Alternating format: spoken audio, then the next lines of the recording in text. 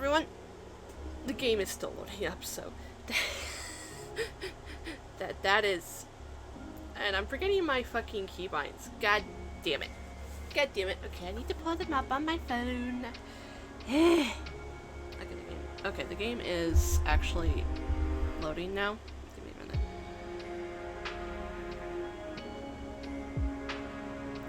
Okay, give me just a second. Okay, fullest Honglu, please hold that for me. Okay. Also, if there's any random buzzing heard at any point, that is my phone, which I have off to the side. Fuck, I forgot to connect my remote. With Pokemon Go open. I should note, the only reason it's like that is because I did a stupid. I didn't realize one of the things was, oh, just add more incense. I meant to only have one active for a couple of hours because I wasn't going to be on very long. And now I have about, 4.5 hours left of incense. So, there's that. Got quite a lot of EVs. I did not manage to get a shiny, but it is what it is. I don't often play, so that doesn't help. Okay, the game is up. Oh shit. Give me a second.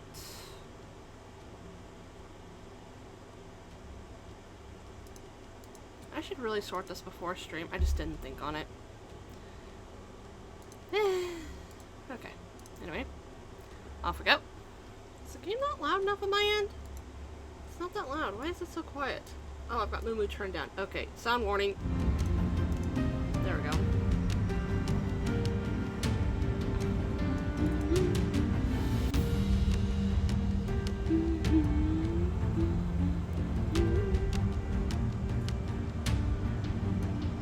Okay.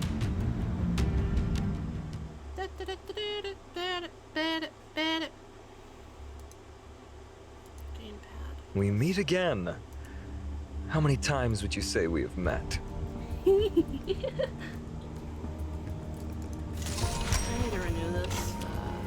Probably sometime. Yes! Okay. Okie dokie. Now, I do need to finish, this contrapted catacomb. What the fuck? That's not a Pokemon I want. Okay. I'll have to look up, probably puzzle solutions for that. I am just stupid. So, that doesn't help. Currently, though, if I go over here, I did see the new, one of the new characters coming next patch for Black Beacon, and oh my god, I am very glad I am saving. I have about 36, probably more after today. Let me go over here right quick. There we go. I can promise one thing for you. Okay, let me go over here. I did not do my dailies before stream, so fair warning. Okay. Let me go over here to 0. I did swap her back to her normal skin. I'll swap her to the oh god! My body hates me today. Ugh. There's just some really bad pain, and it's not going away, and it's like, I hate this. I hate this! What does she need? She doesn't need that.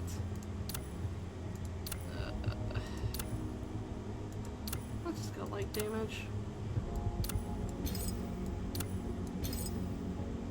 Oh, I could give her one of these. Give me just a second.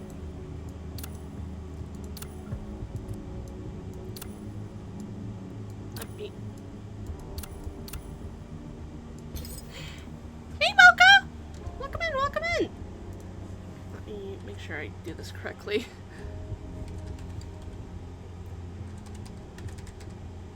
There you go. That should work. Yes! Yes, it did. Okay. I'm just quickly sorting some things with one of my characters right quick before I forget. There. Level up. Turn off the filter?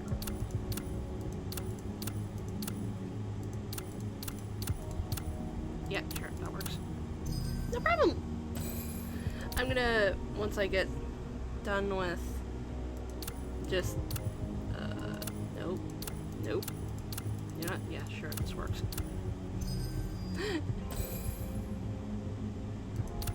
Yep, that works. Do I have anything else I could smush this together with? No, I do not. Okay, that's fine. It's fine. This guy's my main damage dealer anyway, so no. Okay, I'm gonna quickly wait. I went over to her for a reason. Well, besides to do this. Oh yeah, I was wanting to level shit. Okay. Okay. Real quick, just doing my daily so I don't have to worry about them later. And I do have, yep. Let me just go over here and plop that down. That should be enough for story, I believe. And, I gotta craft up all these.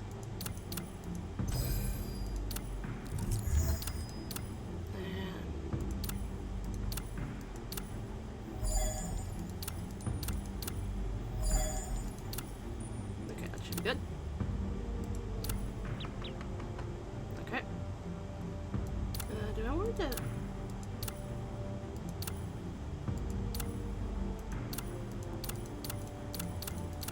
Nah, I'll figure this out later. Okay, I should have gotten me my dailies. Oh. Okay.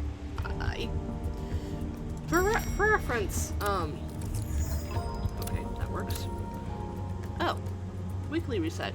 Okay.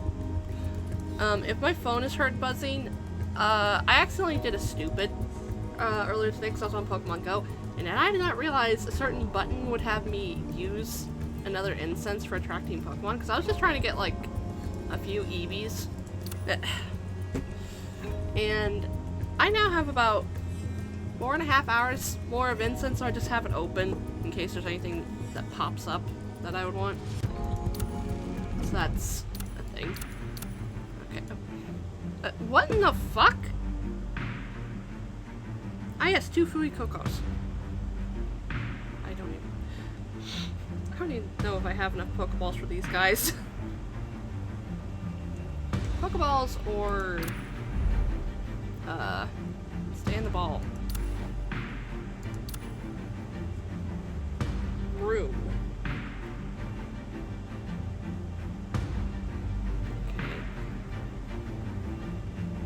Okay. I don't think there's any around my area. I don't think. Oh yes, a wild Alolan Sandshrew. Yes, of course. Punk. Okay. I'm curious. You. Is Need my help? Just ask. Okay, cancel support because mine's powerful. More powerful. Can I select this guy? Need my help? What? Just ask. Yeah. Oh, fine. Full on Pokemon again. Give me just a moment.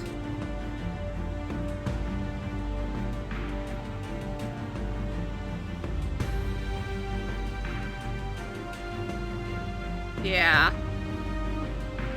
Wait, does it cost rainbow candies now to do that?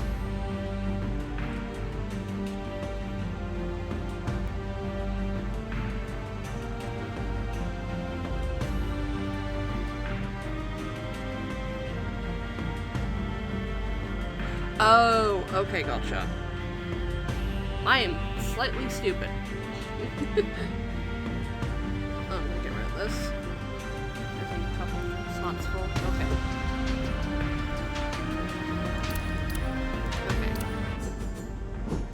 0. There we go. I rarely engage in joint operations with others. Okay. Okay, that was just making sure my controller works. Okay. Okay. I'm gonna turned on the audio on my headset just a little bit because it's a little loud.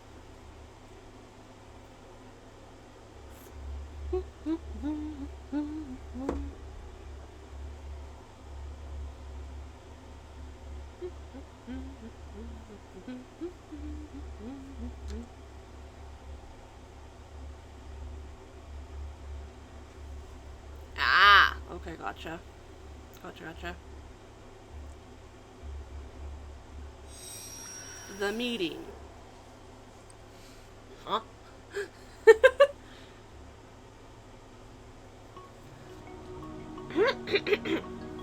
On the banks of Tanshi Lake, atop Mount Tianshi in Qingyu City. I said that without stumbling over the names for once. Elda is straight backed as a pine, peers at the deep green pool, then shuts his eyes in reflection. Who the fuck is this? I don't remember who this is. Upon hearing approaching steps, he opens his eyes and turns around. I have been anticipating your arrival. The head librarian of the Library of Babel. Pleased to meet you. This old one is Yuan Chuan of Weishi. Okay, Yuan Chuan. That is the name.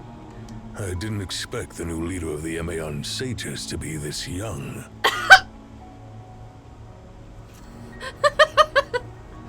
I was saddened to hear from John Tan that the Tower of Babel, standing for millennia, collapsed overnight.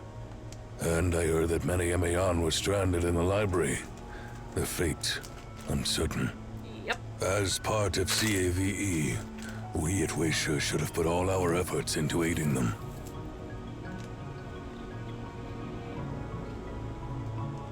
However, with the cerulean water causing havoc, we can barely spare any resources. We even had to rely on your assistance to resolve the crisis in Zhonglin City. Oh right, we froze time there.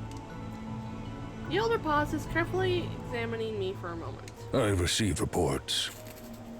While the crisis there has been resolved, it appears that you've extended the Library of Babel, or at least a part of it, into Qian's domain, head librarian.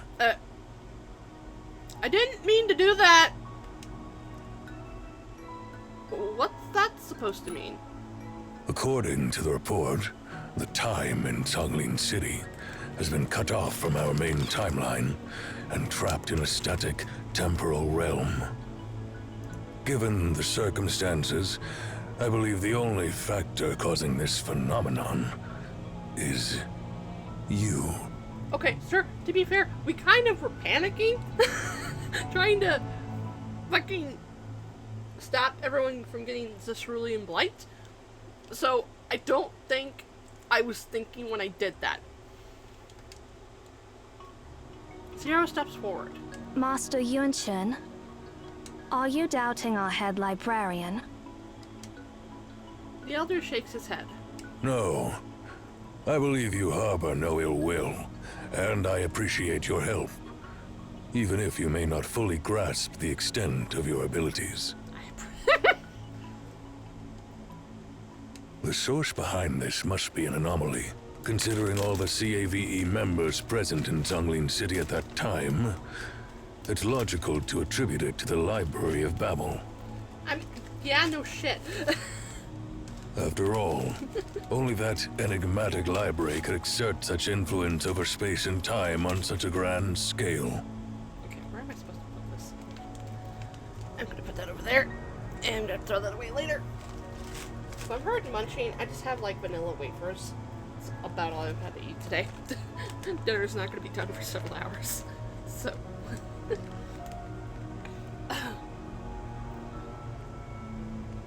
While the Tower of Babel has collapsed, its connection to our world appears intact.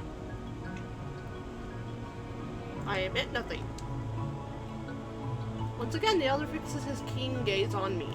Jantan informed me that you were chosen by Cosmos, the former head librarian, as his successor. Yeah, I just showed up outside the Tower of Babel with no memories, and he's like, "Hey, you wanna have this? Here, you're now the head librarian," and then he fucked off to Narnia. The decisions of the Emayan sages can truly be elusive. Nevertheless, the detachment of Zhonglin City from the main timeline offers us some respite. I appreciate your aid, and regret not being able to reciprocate at present. Once the Cerulean water crisis is lifted, Weisha will do everything to help in the aftermath of the tower's collapse. The elder reverently bows to me. Although I am unfamiliar with Qian customs, the reaction of Weisha members suggested denotes great respect. Let's conclude the pleasantries, shall we? I believe you both must have many questions for me by now. Can I get this up close? Thank you.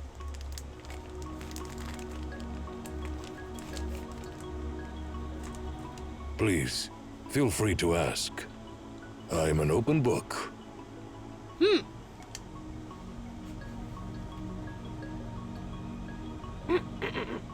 Who is Fanglin exactly?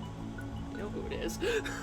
A complex expression crosses Yuan Chuan's face. An excellent question. He is known by many names. He has roamed far and wide, crossed paths with countless individuals, and left his mark on many lives. If I were to mention a few, you'd likely recognize them all. Yeah, that's what I was wondering, especially because my brain went to Ruinia.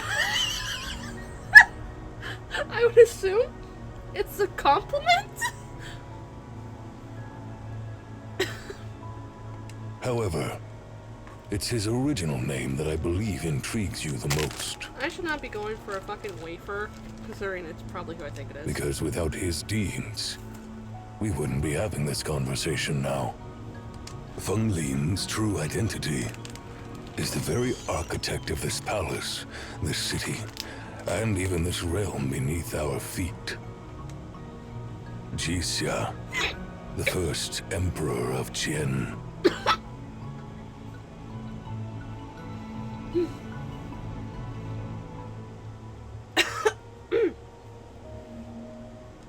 I see. Yeah. Pretty much.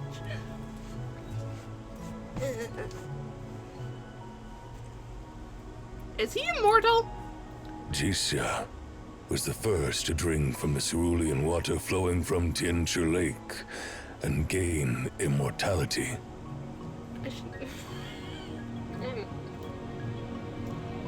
He has traversed epochs when only myths and legends were recorded up to our present era. What motivates him? What's his true desire? What the fuck are these? Those would not be the questions I'd be asking. What's his true desire? Another excellent question.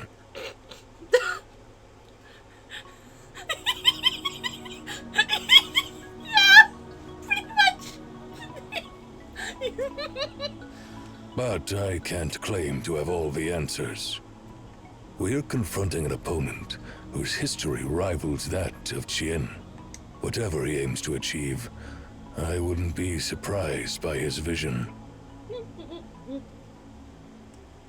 One thing is certain. Jixia is hatching grand schemes. Petty targets won't pique his interest or be worth the effort he has expended.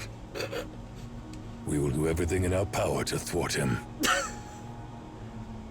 Furthermore, our intelligence suggests that Nemesis has an apostle known as the Sower. And all clues indicate that the Sower is none other than Jixia himself. I mean, he's probably like, hey, stay the fuck out of my region. Is Jixia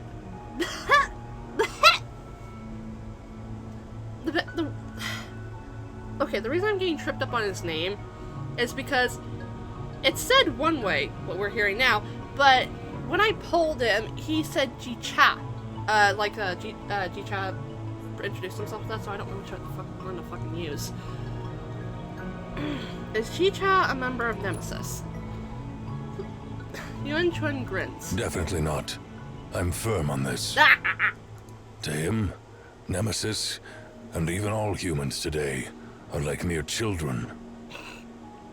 Perhaps he is temporarily collaborating with Nemesis for his own ends, but swearing allegiance is out of the question.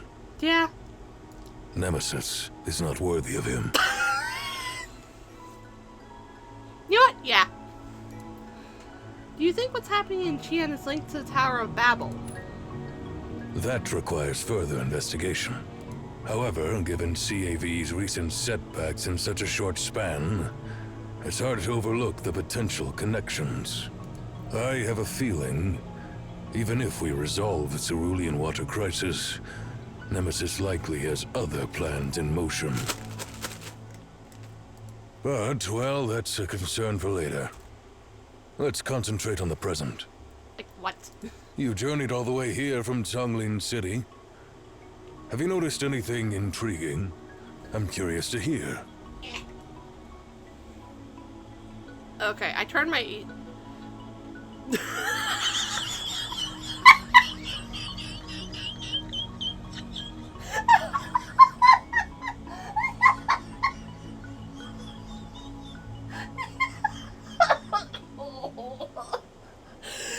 I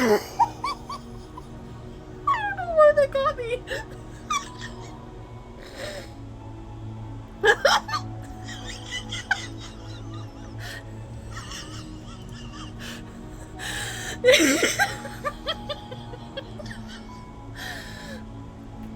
Okay, I have to turn my AC up because it's a little too warm. I turned it down earlier so I wouldn't become a popsicle. That should work.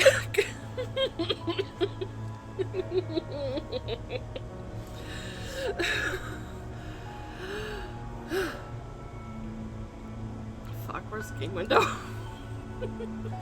There it is. Well, here it goes. Ow, I just cracked my neck. Ah, so you've already met Li Chu, the patriarch of the Tianli clan. Yes.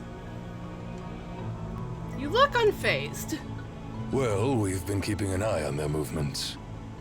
Speaking of Li Chu, All of a sudden, the earth trembles. Cerulean waves rolling from Tianqi Lake crash onto the bank. What's wrong?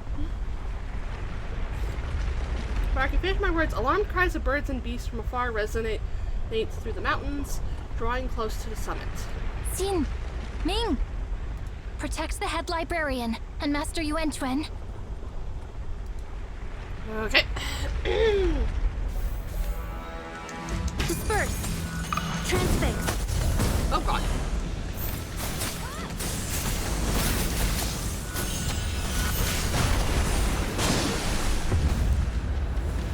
Drifting stones capsizing the boat.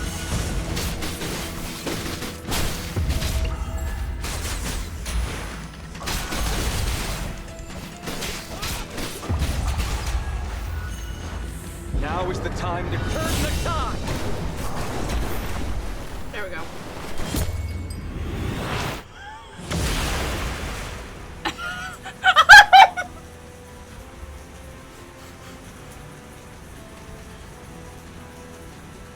I don't think that's supposed to be there. Oops. But the earth calmed, the once turbulent lake settles into gentle ripples. it appears the seismic activity in Mount Tianxie has escalated. Yeah, there was a lot of turtles. Possibly more incoming. Swift's footsteps draw near. A group of Wayshare members emerge on the path to Tianqi Lake. Your Excellency, due to the seismic disturbances, we had to pause our repairs on the dam, and we lost a crucial supply kit during the chaos. How's the progress so far? We're about 70% complete, with some temporary reinforcements in place. However, if we experience more seismic disturbances like the recent one, the risk of dam failure will skyrocket. The supply kit contains vital testing equipment. Without it, we won't be able to detect hidden flaws in the dam structure. And we're gonna have to go get that, I feel. Can we urgently request another kit? I'm afraid not. These devices are scarce, and the closest one is 600 kilometers away. Even if a helicopter is dispatched now, it would take 3 hours. The longer we wait, the higher the risk becomes. I see. It seems retrieving the lost kit should be our top priority now. Yuan shifts his gaze to me. Yep, I knew it. May I ask for another favor from you, Head Librarian? Sure. But I have one more question. Tell me more about it. Does an exceptionally large crane live on Mount Tianjin? A strange question. What's so strange about it? Well, I apologize for the confusion. It's not that the question itself is strange, but it's odd that you're asking it now. Well, it may be time to disclose those obscure details in history. It seems that the intertwined stories are finally converging together.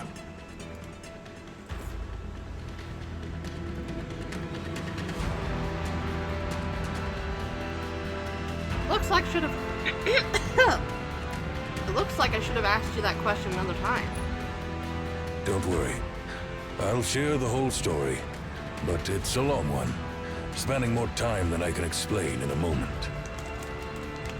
Heck. Based on my experience, if we just focus on stopping the spread of cerulean water, that won't address the root cause. Where exactly is it located?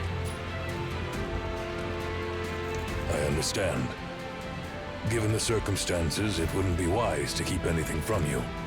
We are, in fact, standing right on top of the beacon. He gestures once more towards the tranquil waters. It lies directly beneath us, at the very bottom of Tianchi Lake. Throughout the ages, we've referred to this beacon as the Dragon Pillar. I need your help in retrieving the kit, because it contains a crucial device that temporarily restricts the beacon's influence from spreading. Ah. Got it. Ask for more details. Once everything settles. Promise me you'll share all your knowledge with me. As you wish. Oh, nice! Observing the departure of the head librarian in Zero, Ming displays a puzzled expression. Master Yuan Chuan?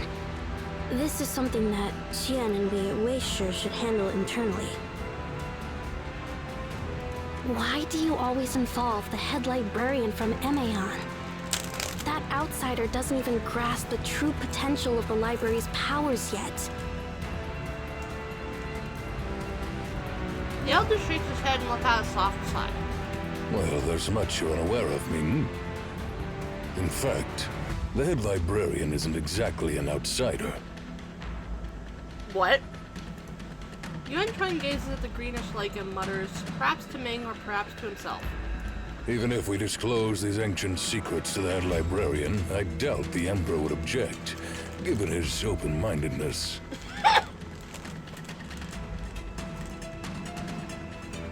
Ming furrows her brow, not entirely comprehending whom Yuan Chuan refers to as the Emperor.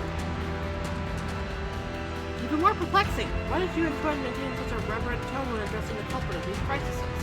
The giant bird the head librarian mentioned? Could it be? Yuan Chuan smiles in response to Ming's question, looking up at the sky. Looks like you've been keeping an eye on them since they arrived.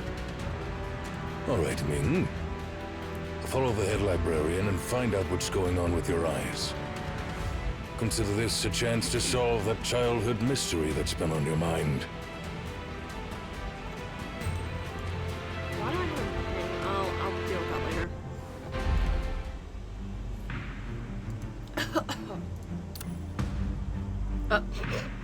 Yes, another flashback sequence. Are we gonna see them beat each other up again? Okay.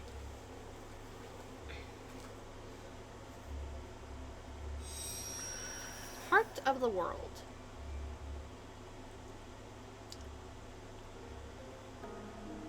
All monarchs bowed, kingdoms melded as one. Atop Mount Tianxue gleams Qingyun, the sun. After years of labor by numerous artisans, Qingyu City finally took shape. Well, I need to take a drink.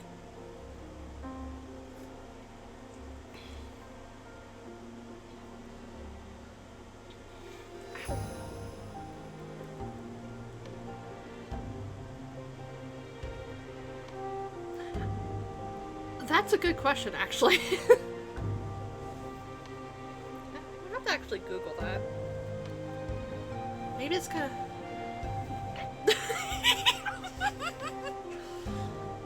Yes. Under Mount Tianxue, Ji-Chan and Li Jun walk by the river together, with Chang-Lo standing behind them. Fuck off, fly! So, our dynasty will be known as Xia, right? I understand. This name will soon echo far and wide. No. The artisans have finished building the new city, by the way. Then it's time for our people to move in. He looks so odd to me without his normal eye color that I'm used to. Sure. There's one more crucial thing we need to discuss. What's that? The founding of a kingdom is unprecedented. Naturally, it deserves a grand ceremony that will be etched in history. Yeah, fair point. I trust you to handle that, Brother Sanglo. Yes, Chieftain. By the way, are you still calling Jisha as your chieftain? Unifying the world like this is no small feat. Whoever achieves that deserves a grander title. Like a grand title such as Lord of Weaponry, perhaps. Absolutely. To be honest, I've been thinking about that recently. But none of the existing titles seem befitting for this momentous occasion. Therefore, I've come up with a new term.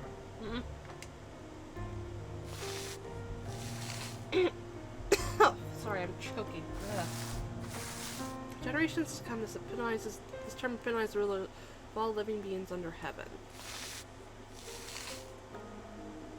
Missed some of the text, damn it. A few days later, on the bank of Tianjin Lake. Okay, what did I miss? Swiftly inscribes marks in the soil. Okay. Emperor, I've already sent messages to inform all clans about the grand establishment of Xia. I've also planned out the appropriate ceremonies, rules, dances, and music. Damn! Damn! The Tianli craftsmen are working day and night, making tripods, utensils, bells, chimes, and other ceremonial and musical instruments using cerulean crystals. And please take this as well. Take what? Chang-Lo presents an object with both hands. Ji-Cha examines it. A small seal made of exquisite jade fitting in one's palm. The carving carries an air of antiquity, radiating strength and authority. How is this like a wax seal? Chang-Lo turns the seal around, revealing 4 engraved words. Art of the world. What's this? This jade seal is now the Emperor's official seal and token. Okay, yeah, so it's basically like a stamp or something you'd press into, like, wax. I actually know what those are. To prevent fake decrees, all decrees sent from Qingyu City must carry this seal from now on. Okay. Calling Qingyu City the heart of the world signifies it as Xia's heart, with the Emperor as the heart of this city. The Emperor's seal is the only thing deserving of these words. I wonder when it changes to Qian. I've drafted the first Imperial Decree, focusing on the kingdom's basic rules. Please review it, and if it meets your approval, I'll get it sent out. Huh. Chang-Lo hands Ji-Cha a set of bamboo slips, which Ji-Cha reads through meticulously. Oh god, that's a lot of text. Can it stop? Okay. The Emperor presides over the realm. Vassals govern regions. Ministers lend support to the vassals. Officials assist Officials assist the ministers. All others are recognized as commoners. The Emperor administers vast territories. Vassals oversee expansive regions. Ministers preside over districts, and officials manage localities. The Emperor commands legions of swords. Yeah. I don't know if I want to read all through all this.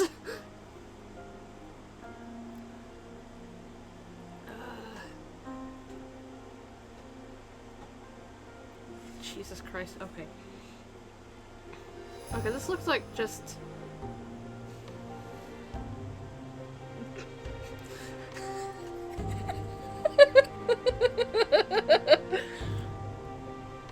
I would hope not, because it's like, The Emperor's entourage includes 6 horses for the carriage, dining on 9 tripods and 8 plates, and directing 8 rows of dancers. Why does that amuse me?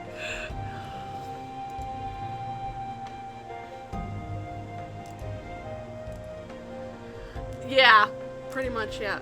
Oh my god, it gets cut off unless you go here.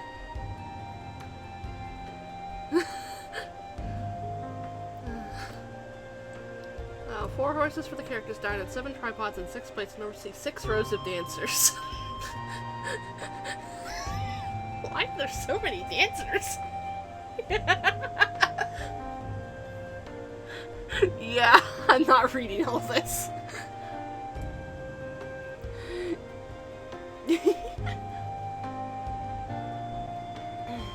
Okay. Vassals pay homage to the Emperor annually. Ministers visit vassals monthly. Allowed 4 horses. Okay, it was supposed. Okay, it looks like it accidentally all got left in on that first line. Because now it's just going through everything.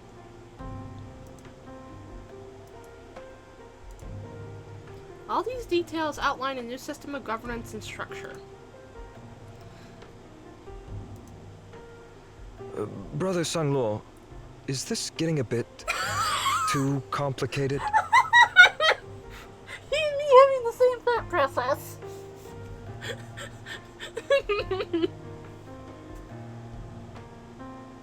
Okay, there's nothing to go that I want to grab. Please address me by my name from now on, Your Majesty. You're not just the chieftain of the G-Clan anymore. While these laws and regulations might seem a bit complex, they're crucial for bringing our people together. Even as the Emperor, you're bound by these laws and regulations. No one should cross these boundaries. It's key to maintaining peace within the kingdom. Okay, if there's any noise from my mic just now, I'm putting the cord from my controller over it just so I don't hit it with my foot. G-Chat closes his eyes and reflects for a moment. I understand. But this decree doesn't cover much about the commoners. This is true. If vassals clash, ministers strive for power, and officials deceive, how can the commoners safeguard their lives? Good man. He's making sure to look out for the common folk. Good. What's your idea on this, Your Majesty? Let's include another clause. Starting today, all weapons must be set aside, and any conquests or conflicts need the Emperor's approval. Vassals, ministers, and officials are not allowed to wage wars or harm the commoners. Good man. Good guy. Good. If the commoners have grievances, they should be able to report them to officials, ministers, vassals, and eventually, the Emperor. Okay. I understand, but respectfully, it might not be easy for the commoners' voices to reach the Emperor. It might be a challenge to put into action, but it needs to be clearly stated. If we silence the commoners, won't they forever look up to the powerful without a chance to voice their concerns? Of course, Your Majesty. I'll make sure to send out a decree to all the vassals. In addition, about the date for the ceremony, we need your opinion on this. Our kingdom is vast, and some of the vassals coming from far-off lands might take months to get to Qingyu City. Also, we'll need to find a location to set up the observatory. What's your idea on this, Your Majesty? You can estimate when the vassals might arrive and pick a suitable date. As for the observatory... Chicha's gaze wanders over the serene waterfalls of Tenchi Lake, settling on the cascading waterfall. We'll build a bridge over that waterfall. The palace is too far away from the common people. If the Emperor always stays inside the palace, how can they truly grasp and rule over the kingdom? If we build a bridge on the lake, the Emperor will be able to see the people, and vice versa. I'll get the artisans on it right away. That evening, somewhere on Mount Tianshi, the bright moon filters through the pine trees, casting a peaceful glow on the clear springs. The mountain breeze rustles through the pines, creating a gentle harmony. In the forest stood a one-legged crane, its head nestled under its own feathers, eyes peacefully shut. Amidst the soothing sounds of nature, a sharp, discordant chirp suddenly cuts through the air.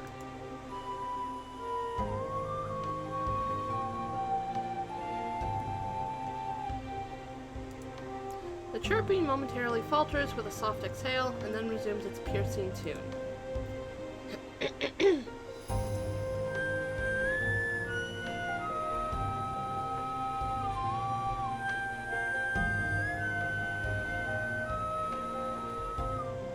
Someone is having issues playing a flute. The tune shifts but remains discordant. Despite this, the resting crane only gave a slight flutter of its wings, showing no concern. That crane Song Luo has been searching high and low for you. So you were here for some peace and quiet? Ah yes, he's just wandered off. Chicha sits on a rock surrounded by moonlit pines. At the sight of Li Jun's arrival, he offers a wry smile. Seriously? I never imagined that being a ruler would be this much of a hassle. It's just one thing after another, a never-ending cycle. If Sang Luo wasn't sharing in half the burden, I'd probably die from exhaustion at the desk. Oh, poor guy. Staring at those bamboo scrolls pouring in all day can drive anyone crazy. So cut me some slack, all right? I need a breather now and then. For all we know, he's practicing with an ancient recorder. I actually don't know what he has in his hand. Well, Song Luo did send me to fetch you back. But since you're asking, I'll let you off the hook this time. Keep stressing and even the most resilient bowstring will snap. Yeah. Thank you, Lord of Weaponry. Chicha raises a slender bamboo to his lips, and this discordant chirp reverberates through the forest once more. Li Jun instinctively covers his ears. Oh, poor guy. Stop it. What on earth is that noise? Chicha lowers his hand, grimacing. Blech. Still not working, I see. It's just a little something I put together from bamboo after seeing Sang Luo's new musical instruments. I've named it a flute. Is it supposed to make those terrible noises like you did? No, I just haven't quite figured out how to play it yet. Musicians use instruments like this with holes too. I just need to master the technique. Oh. Li Jun casts a dismissive glance but reaches out to Chicha. Let me have a try. Huh? Do you know how to play a flute? No, but back in my clan we used to make whistles out of leaves. Your flute feels a bit like that. Oh. Chicha passes the flute to Li Jun, who is initially awkward with such a delicate instrument, but quickly adapts, positioning his fingers over the holes. After a few attempts, Li Jun closes his eyes and begins to play.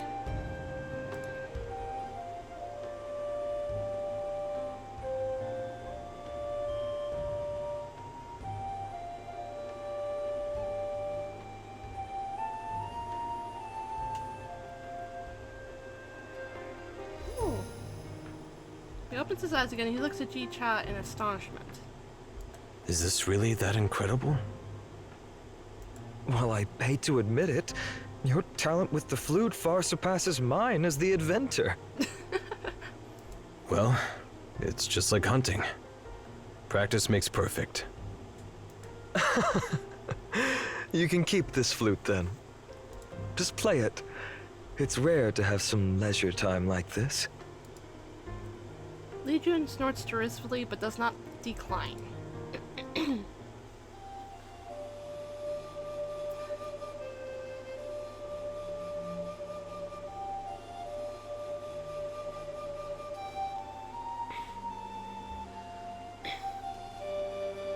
That night, the flute's melody harmonizes with the rustling pines under the moonlight, evoking what future generations would call the harmonious union of humanity and nature. While Li Jun plays the flute with closed eyes, Ji-Cha observes several red butterflies emerging from the forest. Oh!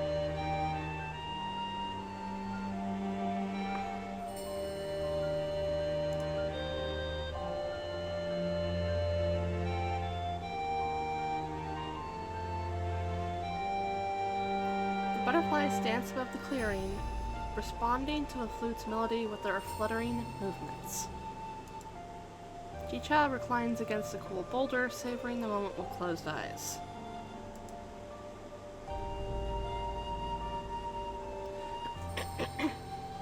After numerous days of labor, the ceremonial bridge is finally finished. Vassals from diverse regions converge on Qingyu City, ready to pay respects to the Emperor. The long-anticipated coronation ceremony begins. Observing from the vantage point at Tianqi Lake, Qingyu City resembles a series of ascending tiers like long stairs on the mountainside. With the break of dawn, the breeze carries the sound of waves to the ears. Bleh. A resounding trumpet blast cuts through the morning mist, signaling the start of Jia's coronation ceremony. I can't say that word. Crowds line both sides of the Imperial Road as a carriage crafted from cerulean metal slowly traverses the streets, the aura of reverence echoing in its wake. Emperor! Emperor! Emperor! Seated inside the carriage, adorned in robes and crown, the figure sits upright. Sunlight filters through the clouds, casting a golden aura ahead of the carriage, illuminating his visage. I think I said that correctly. Witnessing the spectacle, the subjects privileged to glimpse the Emperor's presence erupt in cheers once more. Long live the Emperor! Long live the Emperor! I am not gonna shout that. The beaded tassels swaying from the crown subtly obstruct Ji-Cha's view, imparting an imperial quality to everything within his sight. He finds himself lost in thought.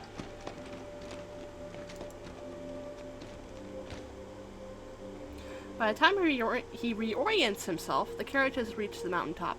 Tianqi Lake mirrors a serene surface with a cascading waterfall nearby. Extending over the waterfall, a bridge stretches into the air. Ji-Cha steps out from the carriage, his ornate accessories emitting a melody of clinks of metal and jade.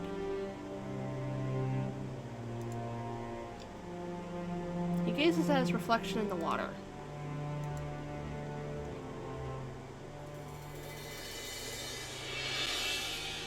Oh.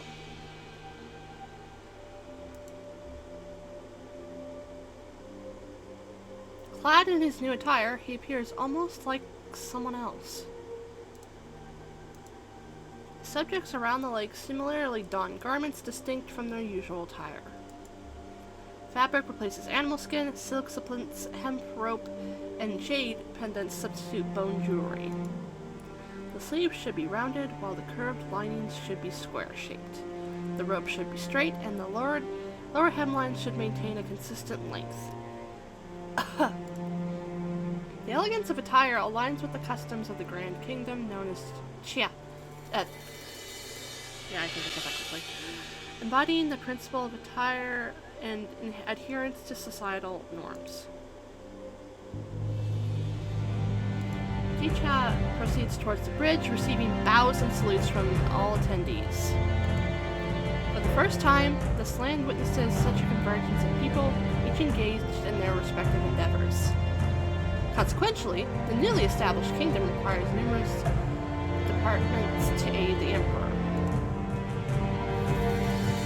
The realm now boasts a new branch for agricultural, education, legal affairs, enforcement, craftsmanship, ceremonies, animal husbandry, arts, literature, council, and various others.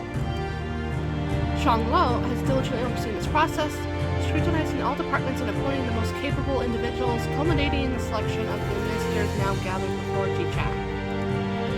Jicha's gaze scans over his ministers, met with expressions of curiosity, awe, and anticipation from them. They all perceive a significant and profound transformation unfolding across this expansive land, privileged to witness it firsthand. Several dozen individuals stand not amongst the ministers but at the start of the bridge, awaiting Jicha's approach. I have to turn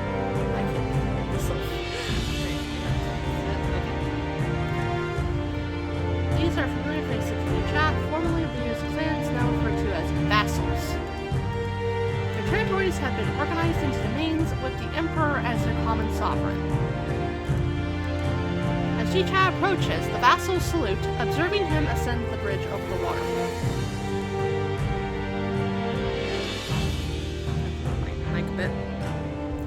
Alone, he pauses at the bridge's midpoint. Wispy clouds drift beneath the bridge, blending with mist to form a pale white veil. Beneath this veil lies a vast expanse of green with mountains and grasslands extending endlessly into the distance. Music fills the air as officials on the opposite bank of the heavenly pond play bells and chimes, engaging in singing and dancing. On this sacred day, time divine, honoring the emperor at a solemn shrine, lit. Amidst the melodious song, Jicha reverently bows to the heavens and earth. In Xi'an, the coronation ceremony is akin to a grand ritual, paying homage to heaven and earth. Henceforth, such a grand ritual can only be overseen by the emperor. As the melody continued, a few birds pass by, and a lone one-legged crane gracefully descends on the far end of the long bridge. Clank, clank, clank. At the square center, a heavy copper bell toils. Its chime reverberates far and wide, reaching the encompassing mountains. The music transitions to a somber, mournful melody, as if honoring the deceased. Jicha bows once more, this time in reverence to the courageous warriors who fell defending the living. Why'd the music cut out? In valor's embrace, martyrs stand tall. Unyielding in strength, they heed the call. Can I click? Upon Jicha's arrive, the bell tolls once more, the song regaining its clarity. My phone buzzed, why? Oh, Pokemon Go. Drums echo solemnly, the ritual complete, flowers exchange in a dance so sweet.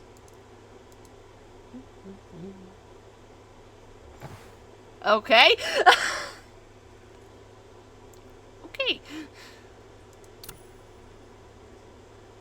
Let's see if I can at least finish this chapter tonight.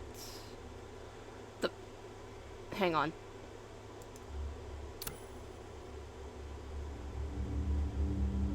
Okay, I had to make sure the music hadn't died because I've had cases where the music just fucking perishes.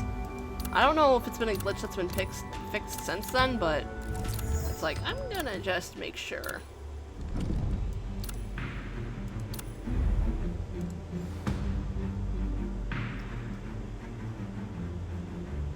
If the plan was to build a dam from the start, why would anyone go through the effort of constructing a bridge instead? No one remembers why he had to build the bridge built? Oh. Okay. I am so amused at the power difference between this fucking trial character and my Jicha.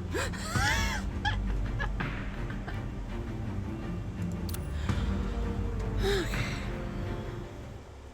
I may take a quick break after I do the stage to go get dinner, because I think I heard my brother say dinner's done. And I am pretty hungry.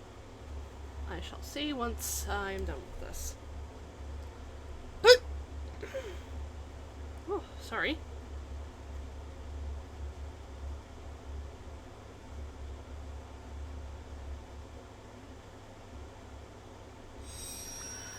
Tianchi Lake Dam. Dio Tianchi Lake. Following the Wayshare members, I arrive at this grand lake. Gazing upwards, a towering dam stands at the lake's edges, impeding the water's flow. Damaged by seismic tremors, the dam has been hastily reinforced by the Wayshare members, yet cracks are still visible in its structure.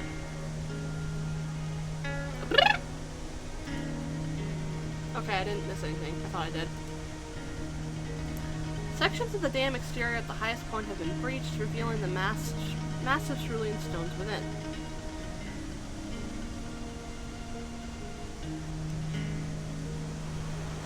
Turning as footsteps approach from behind, I notice Ming, Azit, and others hurrying in this direction.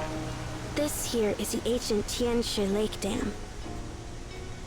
Ever since Jixia established this as the capital, all successive emperors had deemed the Tianshi Lake a forbidden domain. They believed the water here could grant immortality and must be kept away from the commoners. I'm pretty sure he wouldn't agree with that. The name of the original dam builder has faded with time, but historical records tell of how subsequent emperors reinforced the dam, separating royal residences from common dwellings. That is... This dam has stood strong for millennia. The ancient engineering truly is remarkable.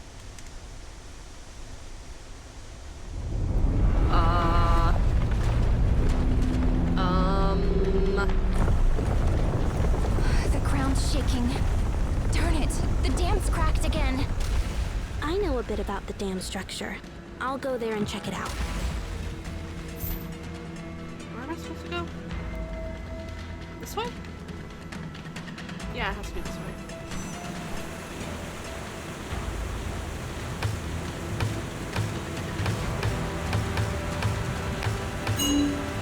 Okay.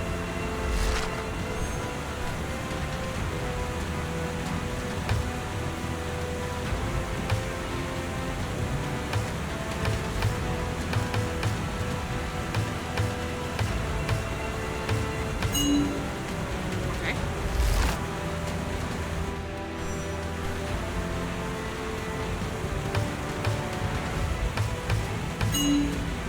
Thanks to your help, we've managed to stop the leakage, at least for now. I haven't read about the reconstruction of the dam at the Tianshi Lake. I just saw the structure and have a question, if you don't mind. This structure doesn't look like the typical engineering design one would expect for a weir or dam. And it's not mentioned in ancient architectural texts like on construction regulations or standardized commandments. As expected of you, Ming, you've already caught so much with just one glance. Hey, what's all this about? Ming's talking about those ancient engineering books that set standards. You know what? Forget it, Shin. Just stay naive and innocent. Whatever. If you don't want to explain, just don't pick on me. But to me, the wood looks like a bridge, right? And if you remove those stones, the gaps would match a bridge, don't you think? Huh?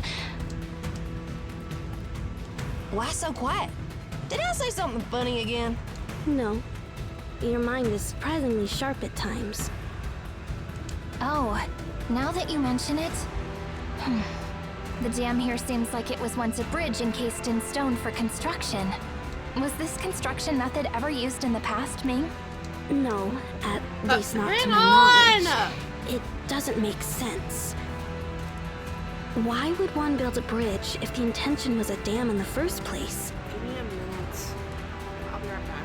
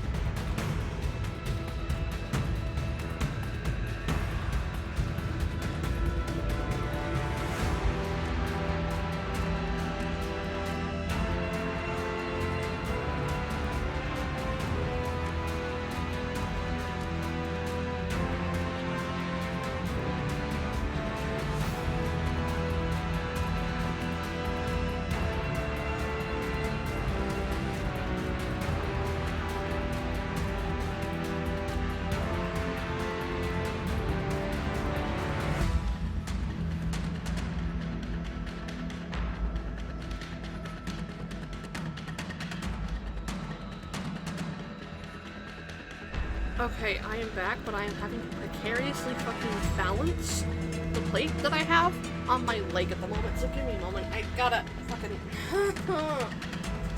Why I said I was gonna get it later.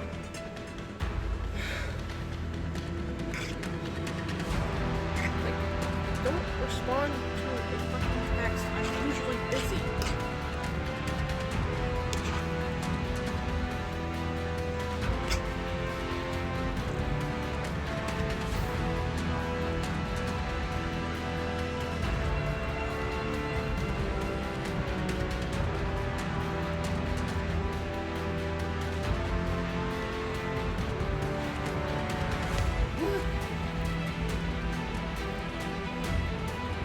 I just saw the text too when my brother pounded on the door.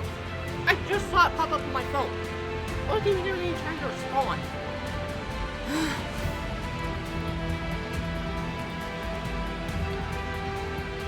Unless there was already a bridge there. Wait, what did she say? It's like turning a bridge into a dam. We don't have all the details yet, but the head librarian's guess is right. Our survey suggests the dam was originally a bridge. Consequently, its structure is quite different from a standard dam, making repairs extremely challenging. Surprising.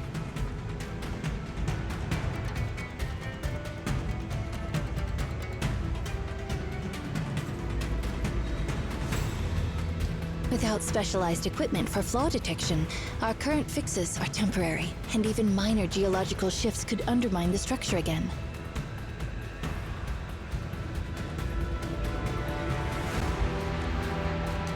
Weren't you going to retrieve the lost Dropbox? It's nearby, and we've located it and sent you the coordinates. Okie dokie.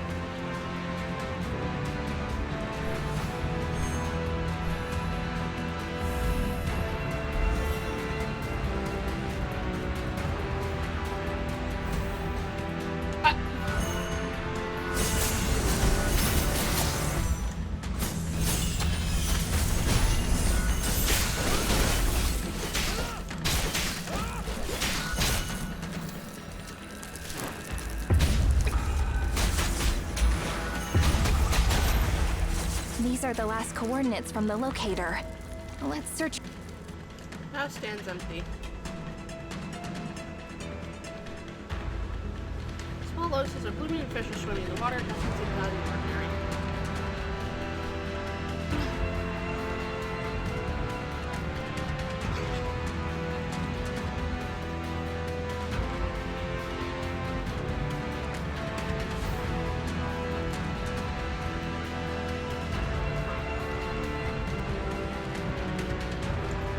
Wait, there's something in the grass.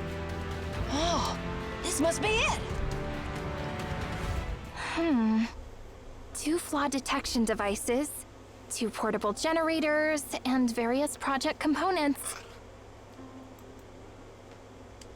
Good. The contents match Master Yuan Chuan's list. Good.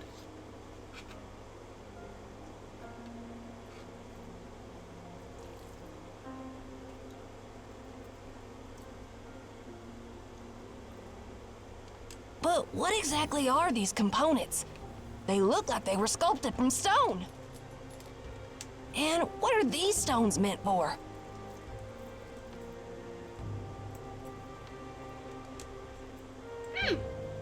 These stones are intended for sealing off the beacon. Ah.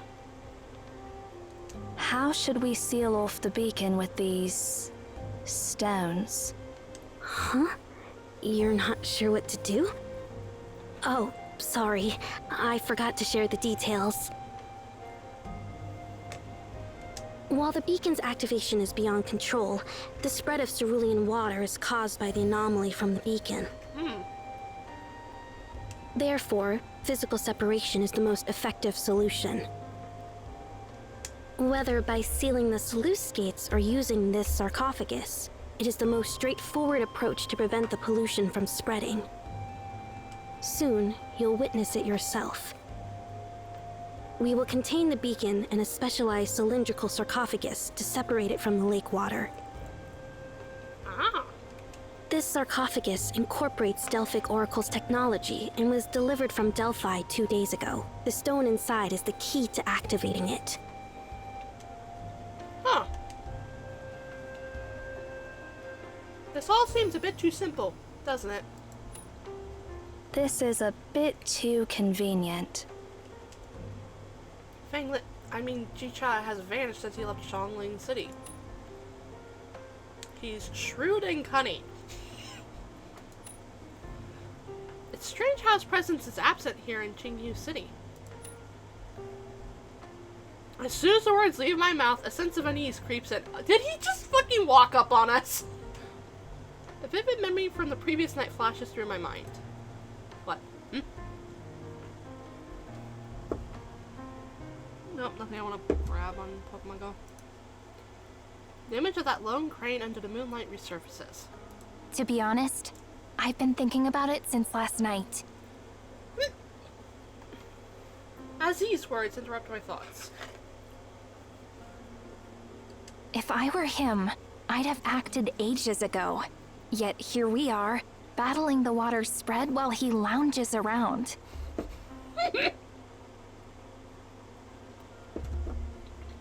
All the enemies we've faced so far are those mindless beasts, driven purely by instinct.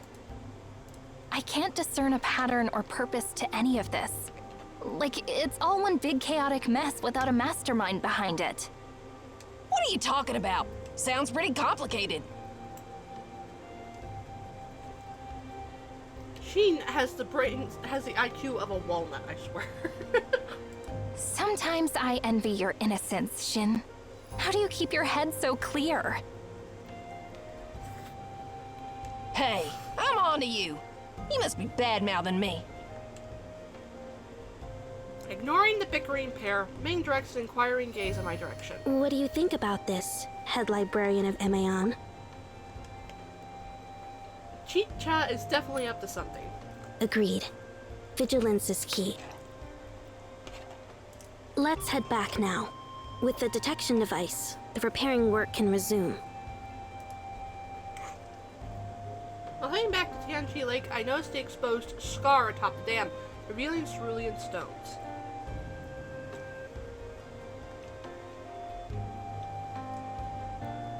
Among the stones, remnants of ancient wooden structures are visible. Weathered over millennia, blackened and decayed, they barely lean against the boulders, having long since ceased to provide support. So if this dam was actually a bridge... Overhearing my murmurs, Ming reacts. I understand your thoughts. I've pondered the same thing. If this dam was indeed once a bridge, it suggests Tianxie Lake's water used to flow freely, accessible to all. Something significant must have shifted. A certain dynasty likely altered the rules, setting up barriers for rites and ceremonies. I imagine Ji-Cha wasn't happy about that. An unsettling idea begins to take hold of me, enveloped by a foreboding sensation. What if, in a distant era, the beacon within the heavenly pond was activated, unleashing a continuous flow of cerulean water? If so, the purpose of the dam was not merely to stop the water from flowing out, but also to prevent the leakage of power. Once the dam was constructed, the inhabitants inside and outside the palace would gradually evolve into different beings over time. There's no way he would have been okay with that.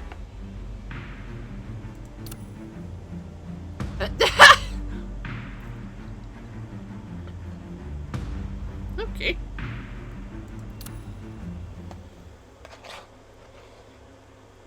I'm gonna finish my food right quick. I'm probably gonna go get seconds later. Burdens of the Kingdom.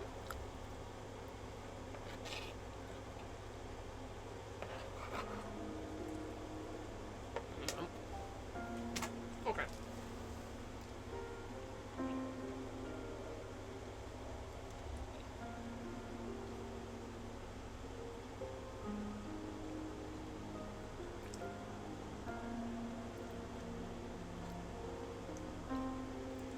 Time swiftly passes and a long summer returns once again.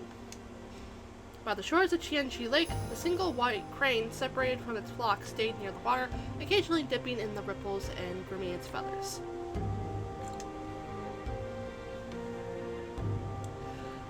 Okay, I have to take a drink for this. Positioned at the center of the Tahi Bridge spanning the waterfall, two figures stand in close proximity.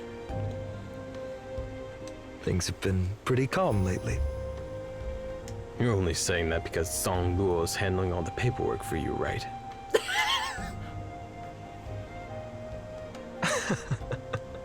It's rare to have a laid-back day like this. Let's keep it pleasant. The two fall into a momentary silence, looking over the vast land beneath Mount Tianchu. Jicha's gaze wanders over the city, the wilderness, and the great river, stretching to the horizon's edge. So engrossed in the sight, he begins to mutter unconsciously. This world. Breaking the prolonged silence, Li Jun eventually speaks. Jisha. Jicha has abruptly snapped out of his reverie, his expression mirroring that of someone abruptly roused from a dream. Are you thinking about leaving? That's a thing to ask your emperor! Jicha remains silent for a moment before uttering slowly. Long ago, I heard tales from certain clans about a colossal mountain in the far west named Kunlun, where pillars support the sky. Some claim the land where the sun sets is a dark, lightless sea called Yuyuan, marking the world's end. Others believe the world has no bounds, as the great river connects to the Milky Way, flowing endlessly from the sky. If you travel upstream, one day you'll reach the stars. Well, it's about time. I should head back for business. Why are you standing there? Li Jun fixes an intense gaze on Jicha. What does business mean to you? Is it about meetings, rituals, or feasts? You're free to leave. Huh? I said you're free to leave. But I am leaving. I'm returning to the Imperial Pavilion, you know? Li Jun shakes his head.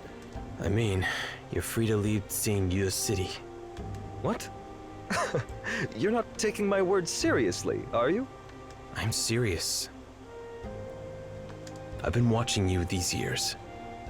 And you know what I see? You've worn out. Oh. Oh.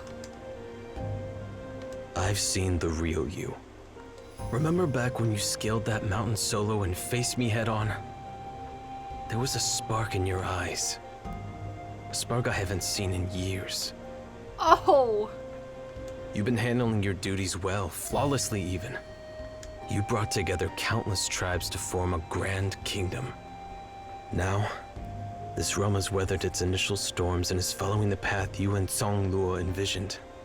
You've harnessed this world, guiding its people forward. Now that it's in motion, let it carry on its momentum. You don't have to tightly grip the reins all the time, do you? If you're thinking of setting off on your journey, the time is now. Weariness evident in his furrowed brow, Jicha's shoulders slump. You're right. Being the Emperor, it's truly exhausting, but who else can bear this weight? I can't just unload all the responsibilities on the Sang Luo, can I? He can't handle all the political complexities alone. Moreover, if the Emperor vanishes, the kingdom is likely to plunge into chaos, with vassals possibly vying for power or the throne. In that case, all the work I've put in would go to waste. What if someone were to take your place? Take my place? Exactly. You're free to leave this city. I'll manage the rest. Oh. Jicha regards Li Jun with sheer disbelief. Yeah, that's understandable. You mean you want to help me govern the kingdom? Don't act so surprised. I've been observing you and Xiang Luo maneuver through the court for years. I believe I can do just fine. I have a bad feeling. Oh no. Besides, I'm not a lonely emperor like you. When I feel weary and bored, My family will step in and lend a hand. Oh. The mention of his family softens Li Jun's typically cold demeanor, eliciting a wry smile from Chi-Cha. A lonely emperor. That stings, you know? I was just too occupied to spare any moments. If you stay here, you'll never be able to spare any moments. But if that's your desire, so be it. When you tire yourself out, I'll have the finest Tianli artisans craft a magnificent tombstone for you. Redirecting. Yeah, I think I skipped the thing because my controller fell. Redirecting his gaze towards the distant horizon, Chi-Cha's vision appears to soar over the mountains and rivers, racing towards the world's boundary.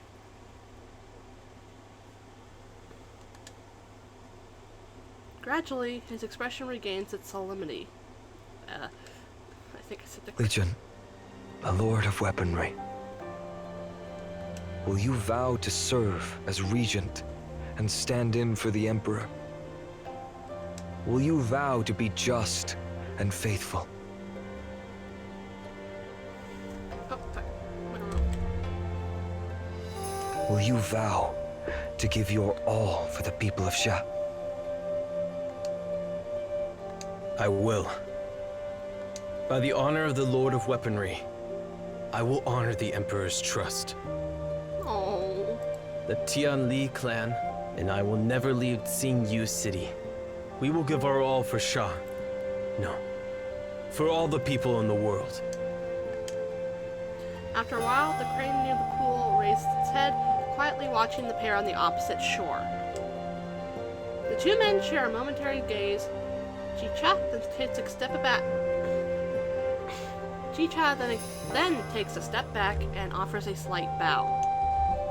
An emperor carries the kingdom's burdens and shoulders the grievances of all its people. Now, I pass the mantle of governance to you, and you will face many challenges in the days ahead. Li Jun gestures with his hand. All right, Chi-Cha. Let's just stop here, okay? Not one for many formalities, it looks like. This formality is starting to feel a bit too much, don't you think? Chi-Cha straightens up, flashing another smile. I'm just doing my part to its fullest so I can pass all the burdens to you with a clear conscience. You have no clue about the mess I've just handed you. But hey, no turning back now.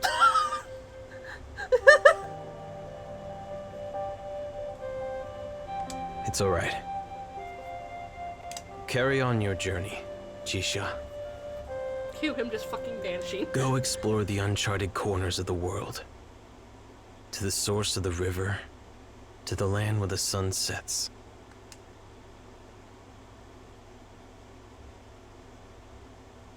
Uh, 5 days later, the Emperor convenes all the officials for a grand court session. Okay.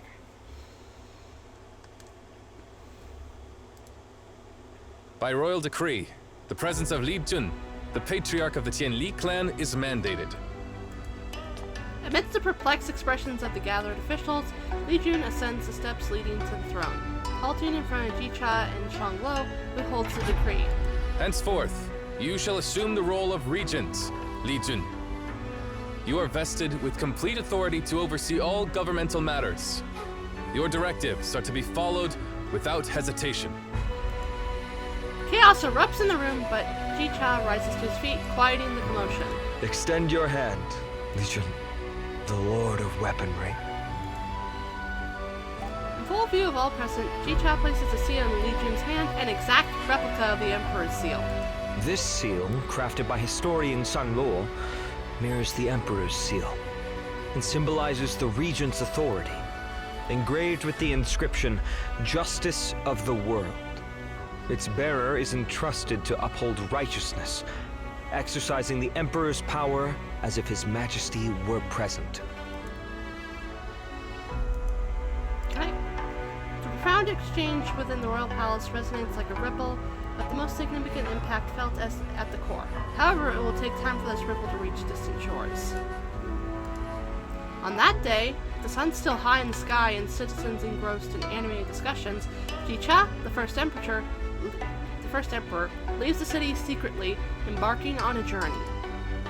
He really did just fucking go up and vanish. Just as Jicha steps out of Mount Tianqi, the long dormant Tianqi Lake opens its eyes once more. Oh, that's not good.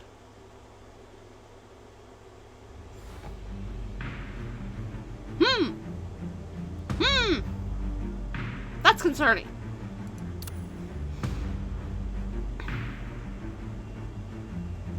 This has to be like the last note of this. Wait, hang on, let me... No, I can't check. Really?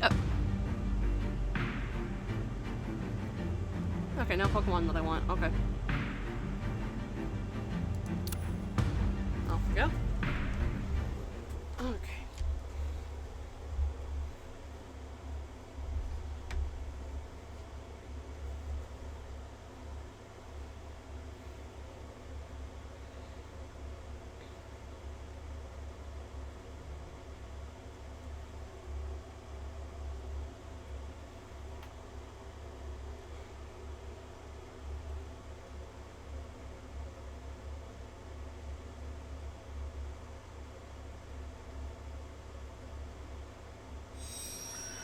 Lychee.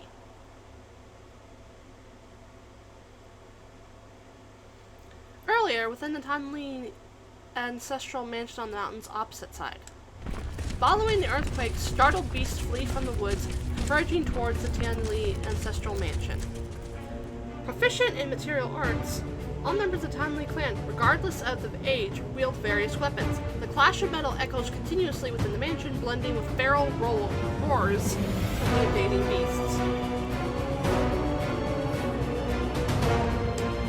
Amidst the chaos, overly exaggerated cries for help pierce through the turmoil.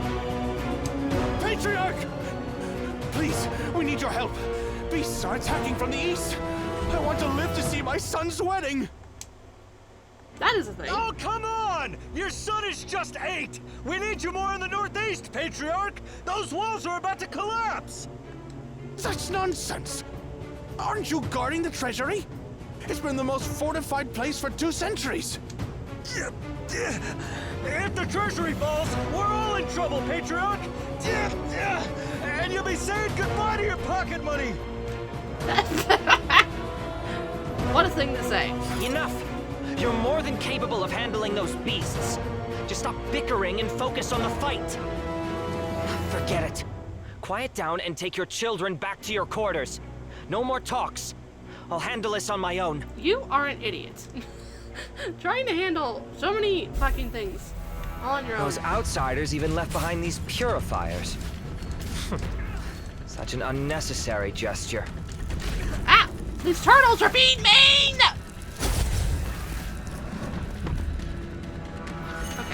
I have to fucking switch characters.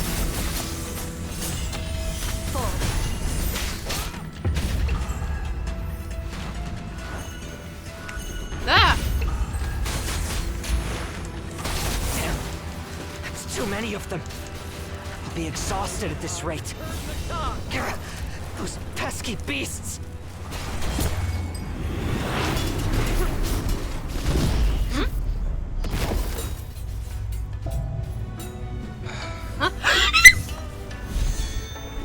Step aside.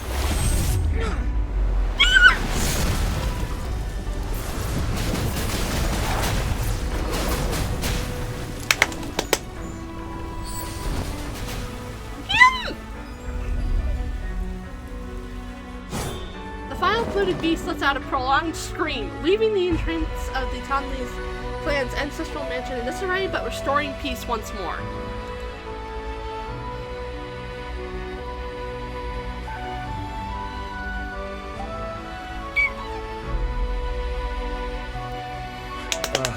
Youngsters these days.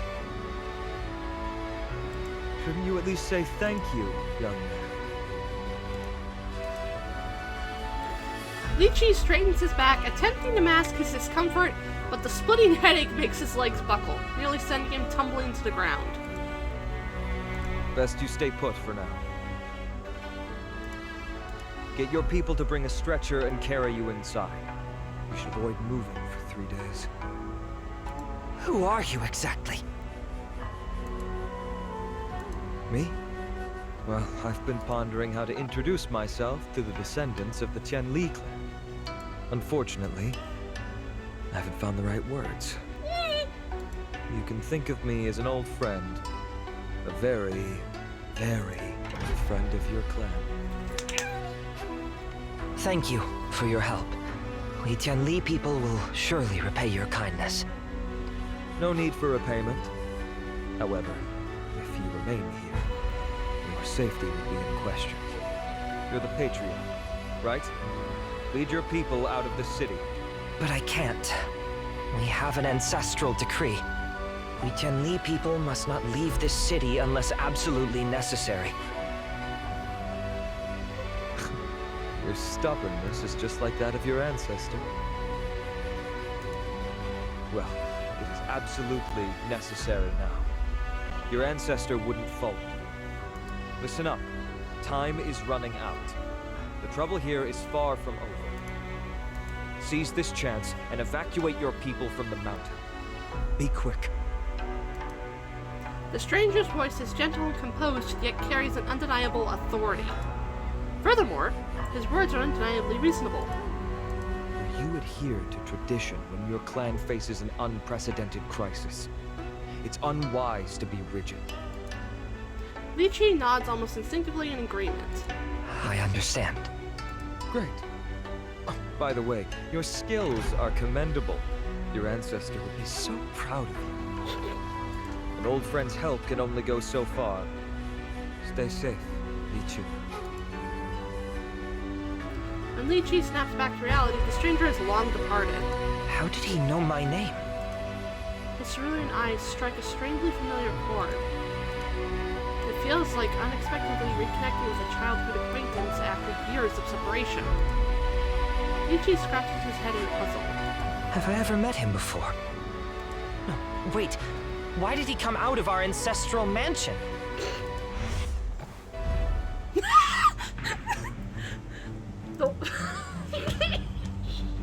I'm gonna have to get a screenshot from the VOD later because I was fucking hysterical the way the player model just showed up.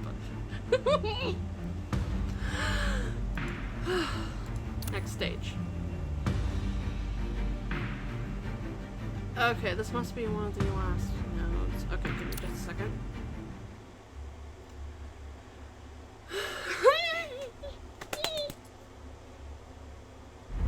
At least I didn't streak my head off this time. I can at least admit that much. Did I miss any treasure chests so far? No, I have not. Okay, let me exchange... Oh! Let me go exchange for 2 more pulls right quick.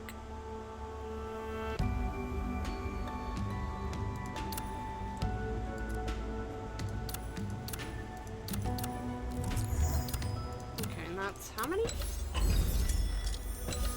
40. That'll work. Okay. This should be the last node of the chapter. Oh, now it's gonna give me back my first slot. Okay. Oh, I meant to click the change character. Not even Cosmos would dare to boss me around like you do. Oh, my neck. Okay, before I do that though, I'm gonna quickly... Okay, nothing. I can promise one thing. Nope, I went to go over here.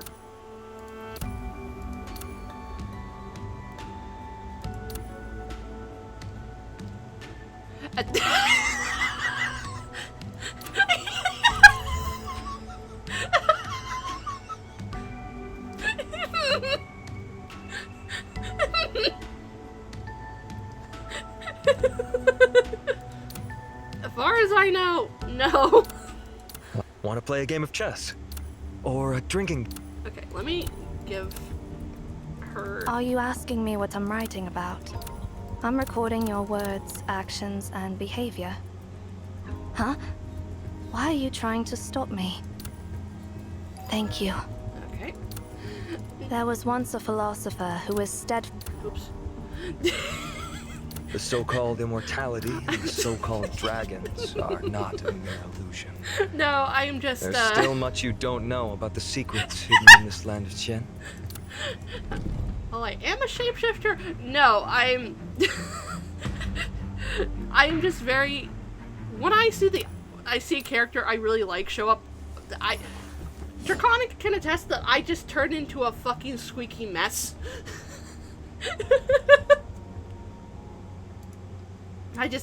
My brain just goes, ah yes, time to be Squeak Central. Okay, is there any Pokemon? Nope.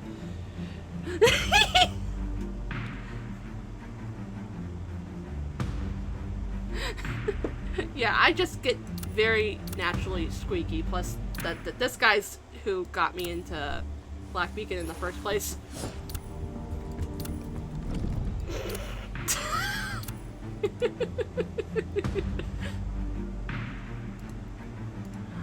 Well, enough, I do have cosplay outfits planned at some point. I know I'm planning on a Limbus one when I can afford it, but I don't quite have enough money for it. And I'm just trying to decide if I want it to be, a straight up, like, what is that? No, that's not a Pokemon that I want. If I want it to be like a Sinner outfit, or like a combination of like Angela's outfit from Ruinina and the Sinner's outfit. I haven't quite decided, admittedly. I'm not very good at designing stuff. I had to work with my artist to get my own design sorted. Also, since it's cold, give me a second. I'm gonna swap outfits, actually. Swap my base one. There we go.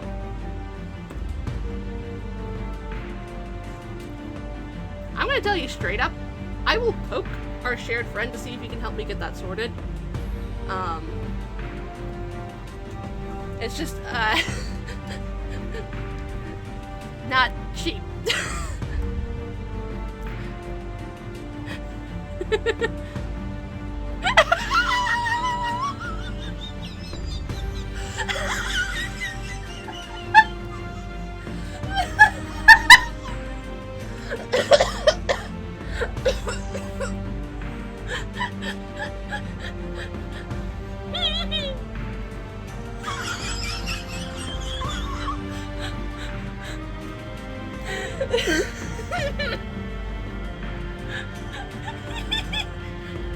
Funnily enough, when I first got into Limbus, I've got like several like little verses that I do like stuff with. I actually have a character taking the place of Dante, and she basically wears just a blue version of their outfit. I almost said his. Oops. I need to do more with that verse, but I've been busy with other things. But that is a thought. That is a thought. I'm not gonna deny.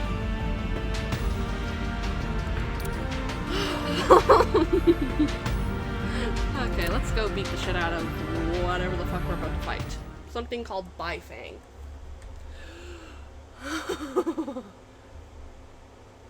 I would need to decide if I wanted to keep the animal traits or have them hidden, because I can hide them at will. They're just not like toggles on my ping.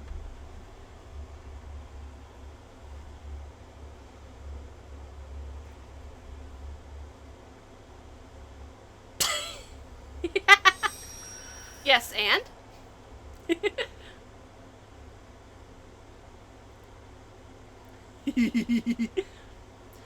Yuan Chuan remains by Tanchi Lake, gazing at the greenish water. We've retrieved the airdrop supplies, Master Yuan Chuan. Here's the list, and everything seems fine. The shell is a bit loose, but it won't be an issue. The sarcophagus parts for the dragon pillar are intact.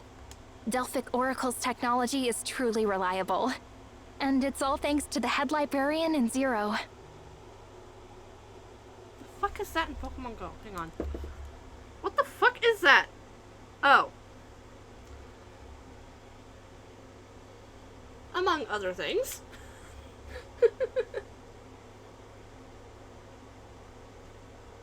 Get in the ball. Hang on just a second.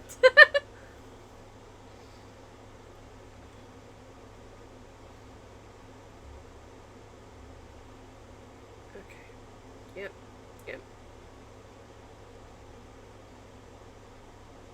Okay, just a moment. I'm gonna quickly yeet a Pokemon.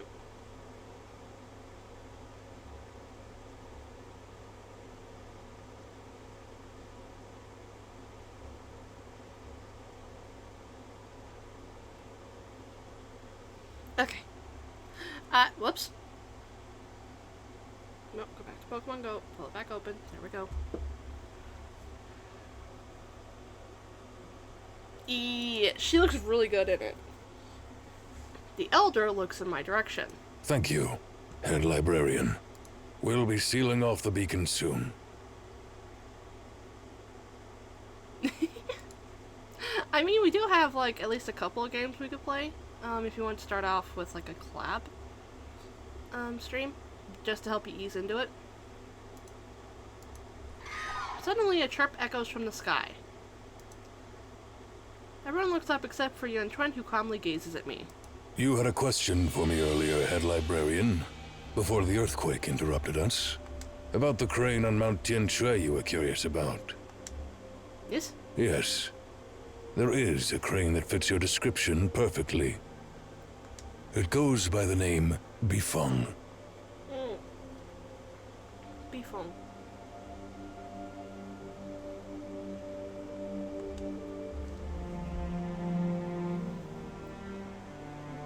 Is that the name of the giant bird? Also, you could stream Limbus. I know you play it. I know you've also been working on Ruinia and Lobotomy Corp? That doesn't remind me. I need to mod my copy of Lobotomy Corp that I have on my computer. I just have not around to it. Is that the name of the giant bird? Indeed. Its name steeped in ancient history, though largely forgotten now. Adza might have spoken of a crane that landed on Mount Tianjie when Jixia founded our nation thousands of years ago. That crane was Bifeng. Historical records show that Jixia cherished this crane, allowing it to freely roam the palace grounds. In his leisure moments, he would often visit Tianchi Lake to admire it. With time, the crane became synonymous with Jixia, reflected in all the bronze crane statues scattered across Qingyu City. Ooh. And so, a nursery rhyme emerged. The mountain stands tall, the river shines bright. Bifeng the bird brings peace in sight. Naturally, the mountain refers to Mount Tianjie, and the river to the Grandeur River. As long as Bifeng remains, peace will reign in the land. Ma'am, I started I started streaming Kanto 8, I believe. I can't keep track of the Roman numerals, so I'll lose. Yeah! That does remind me, I need to see if I can afford getting that, that game called Peak, where you're climbing a mountain with friends. I just don't have the money at the moment. I don't have the money for many things. It does. Yet should the crane vanish, Xia's fortunes would soon decline. In the realm of Hanzi dwells a bird much like a crane, with one leg, green plumes, and a white beak, known as Bifeng. This unique bird seems to have been following you ever since you arrived in the city. In the clear skies above, that distinctive chirp echoes once more, now much closer than before. Yeah, it is pretty cheap. I just don't. Ugh. There we go. Yeah. All eyes turn upward, catching a glimpse of a vivid green hue.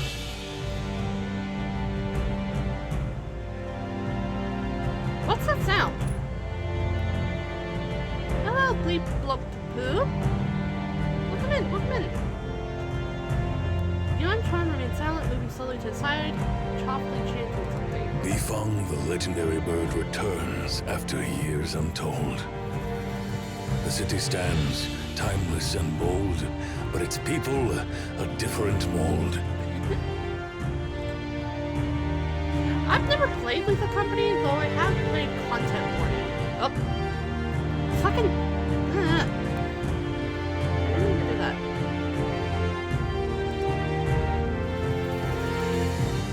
have repo, though. Looks like the guardian of the city isn't too keen on letting us seal off the dragon pillar. The crane's chirp reverberates in the clouds directly above us. Its chirps seem to be an invitation. For what purpose? Perhaps it's asking someone to join in its dance. Bifang's songs and dances were a highlight during the Xia festivals in Jixia's time. To be fair, I might be needing to get a new computer soon if I can't figure out the issues I've been having. Because, for some reason, I've been having slowdown with some more intensive games. Which, for reference, I'm mostly talking about like Honkai Star Rail and Glittering Waves. And I keep having to unplug and replug my computer in. And I'm sorry, but that is not, I don't feel like that's solving anything. It just, because I've done it several times, but the problem keeps coming back, and I don't know what's going on. Granted, my computer is about 4 years old, I believe. I think I got it in 2020, 21? And I really do need to be getting a new one. I just haven't been able to afford it. Especially because if I was going to replace my current computer, I would go for a custom one. The one I've currently put together is just fucking expensive. Yeah, I've updated the drivers and everything. That was the first thing I did. And initially I thought what fixed it was me dusting out my computer, which I'm going to readily admit, I've owned this computer for several years, but I only dusted it out for the first time, like, last week. So, it was just full of dust. I thought that fixed the issue. It did not. Thankfully, it doesn't seem to impact, like, my emulator. Otherwise, I wouldn't be streaming. Yeah. I've been poking me and Draconic shared techie friend, but we haven't figured out anything yet. As for whom it's inviting. All eyes now focus on me. Millennia later, the melodious chirps of Bifang, seen as an auspicious omen, resonate one final time by the shores of Tianqi Lake.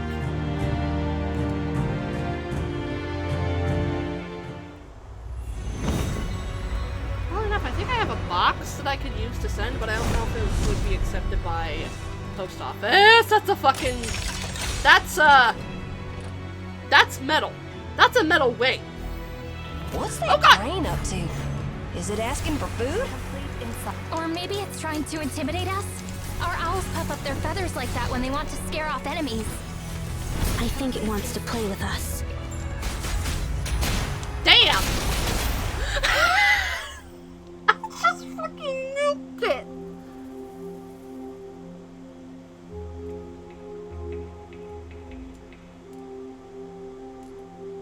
To be fair, I know that feeling because I helped my mom clean out her computer, which is a lot heavier than mine. And, it had so much dust, there was a cloud coming up from it for a solid few minutes when I was cleaning it out outside. And I had to carry it with both of my hands, so I had to have my brother just grab the cans of compressed air. So, okay. Oh, did we kill it?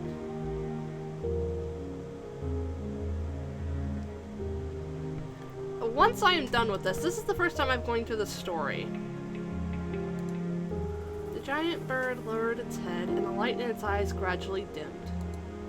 Like a lamp that has burned for too long, finally consuming the last drop of oil. Oh! But behind that fading light, there was no fear of the impending death.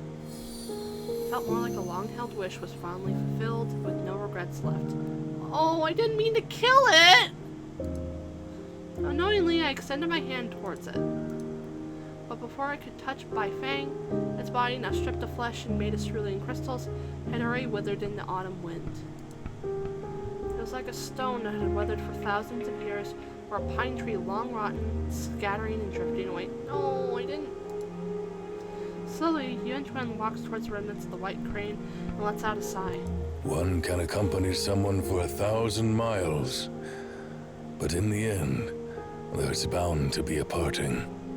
Since ancient times, death has been inevitable. And you are no exception. I didn't mean to kill it. He bows, recognizing the demise of yet another legend. You know its origins. The elder stands upright and turns his gaze towards me once more. Well, esteemed guests from far-off lands, now that we have a moment to rest, let me share a legend with you. A legend about immortality. That was a distant era. That was a distant era. Back then, the mountains and rivers were young, unnamed living beings thrived without language, writing, or established doctrines. The river flowed ceaselessly, nurturing the first people who prospered and multiplied.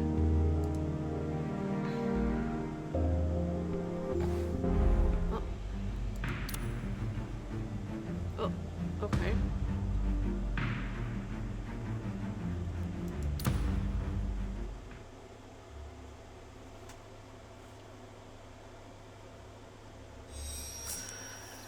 Extended years. Those were the most unrestrained years of his life. Nature was bountiful, and everything felt uninhibited. He chased elk and birds through the woods, journeyed along trails and streams devoid of human touch, satisfied his hunger with roots, and quenched his thirst with dew, all the while losing himself in the rhythm of nature.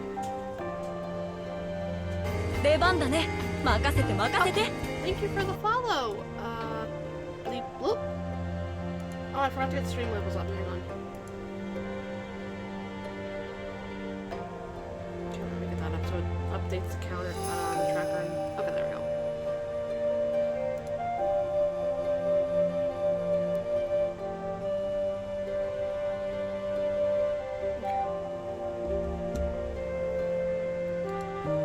Time seemed irrelevant in the mountains. Whenever he paused, the surrounding landscape appeared fresh, as if seen for the first time.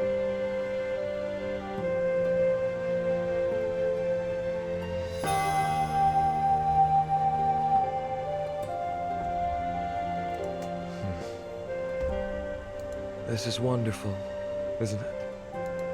Thus, he continued his carefree odyssey. Despite the establishment of Chia, many clans still led primitive lives in the distant lands. The light of civilization had yet to illuminate those untamed regions. The inhabitants subsisted on wild fruits, contended with feral beasts for sustenance, and grappled with sickness and wounds. Wherever he roamed, pleas for assistance echoed from all directions. Please, save us.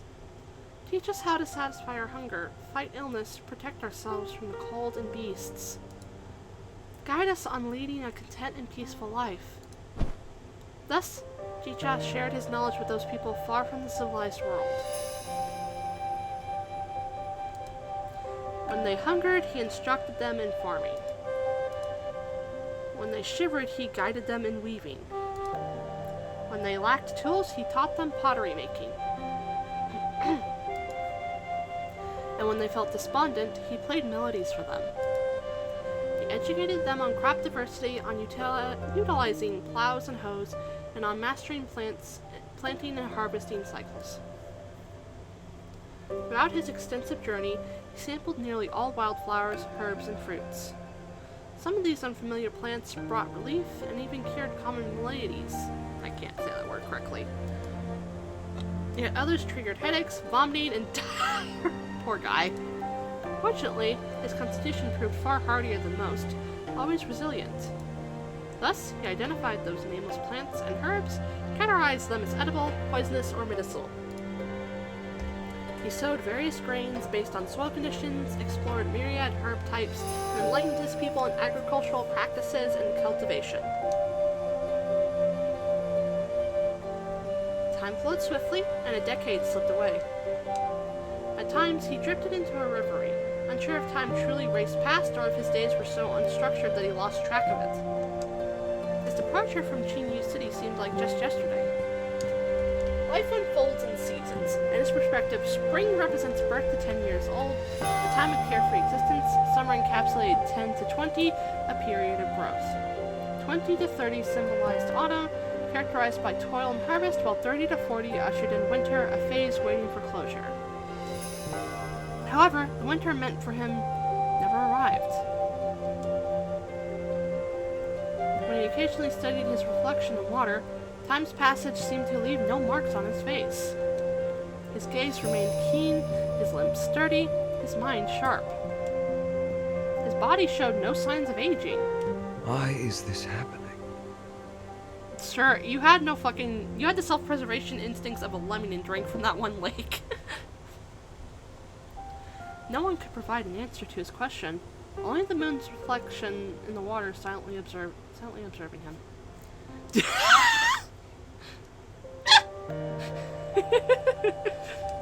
However, a strange sensation gripped his heart.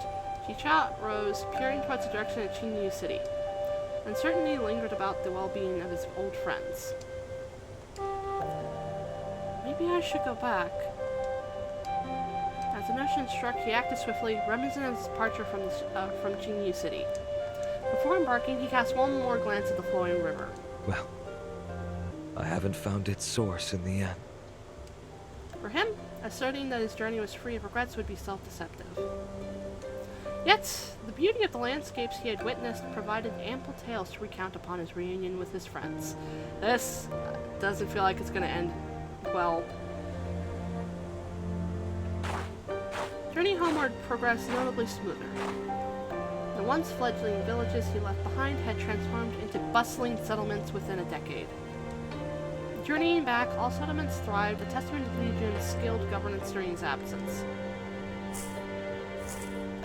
After traversing vast distances, the snow-capped peaks of Mount Tianchu gradually emerged on the horizon, indicating Qingyu City's proximity. Enveloped in a perpetual mist, the city resembled a white shroud from afar. However, as the city's features sharpened, he was startled to realize that the prevalent white hue was not mist. It was white fabric typically reserved for mourning. Oh no. This passing had draped the entire city in mourning attire. A foreboding thought flitted through his mind, yet he shunned unveiling the answer, hastening his pace. Chaos pervaded his surroundings. Turning away from the commoners feeling in grief, mourning their loved ones, the lamentations unheard, he pressed forward through the crowds towards the royal palace. And then, from a distance, he spotted several familiar figures standing on the bridge. After a decade's absence, his initial reaction, however, wasn't one of joyful reunion, but of sheer dread. The faces of his familiar ministers and friends all bore an ominous cerulean tint. Their features, eyes, ears, nose, hair, skins, hand, and feet no longer resembled human flesh and bone, but appeared more like sculptures. They seemed as if crafted from the Tanli clan's cerulean crystals. Metallic echoes reverberated from their voices, their words ringing like iron. Why? Why is this happening? The question lingered on the tip of his tongue, ready to break free when a distant sound filled the sky. Bells. It was the toil of a bell. It dissolved the chaos, bringing this prolonged dream to a definitive conclusion. The toll of the bell in this extended dream jolts him awake. Getting up from the cold stone, he cradles his head in his hands. That was quite a long dream. Life resembles a dream, yet upon waking, the gleaming goblet, the radiant moon, the pleasant times, all vanish. His gaze wanders. Magnificent structures sprawl around him, stretching into the distance. Were you just sleeping on the fucking ground, sir? Splendid, yet lifeless, devoid of human vitality and warmth. It exudes a funeral stillness reminiscent of a mausoleum. Brushing out the dust from his sleeves, he tightens his grip on the sword. The ancient entanglement that has persisted for millennia shall be ended here and now.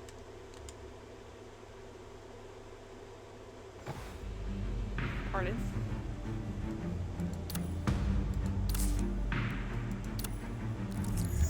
Okay, I'll do that in a second. Go use this.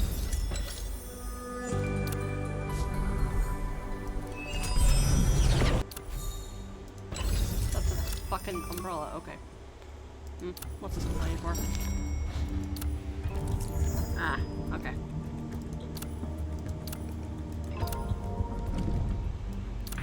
Yeah, I know it's complaining.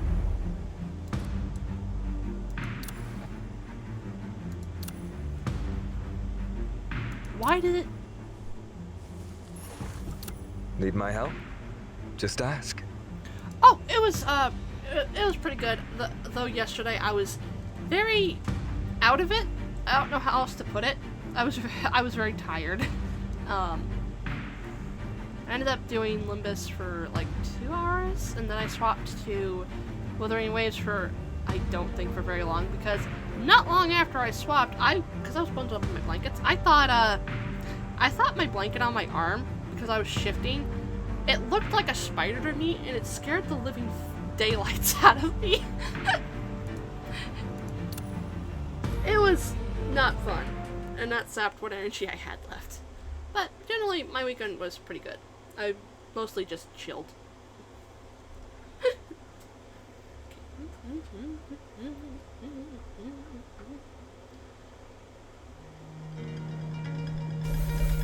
Understandable.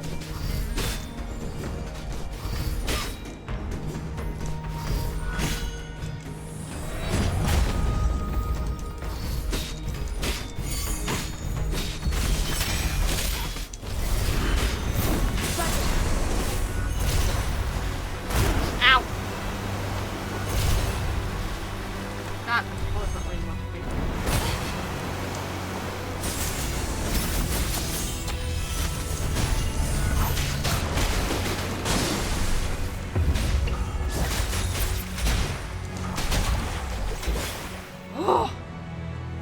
To what extent do the battle outcomes differ from our strategy plan? Yeah, With the right that's timing, understandable. I location, probably and support, would've, victory is assured. I probably would have slept all day yesterday if I hadn't had to stream. And then it's like, I was just so tired. Oh, this is unlocked. How about Chapter 5's hard mode? Now that's unlocked. Okay. Unclaimed boards and field station. Let me claim one of these right quick. I will do that stuff later. Resets on Monday. Oh, I shouldn't be sending out anything then, because that will reset. Okay. Okay, let me grab this. Want to play? What is complaining over here? This? Oh, God, that is totally understandable.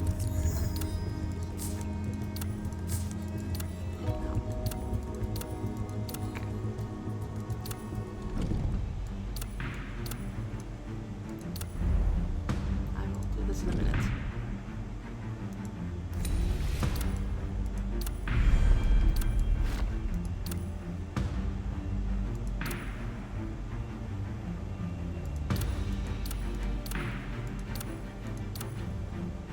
Okay. I'm gonna need to get another can of Coke.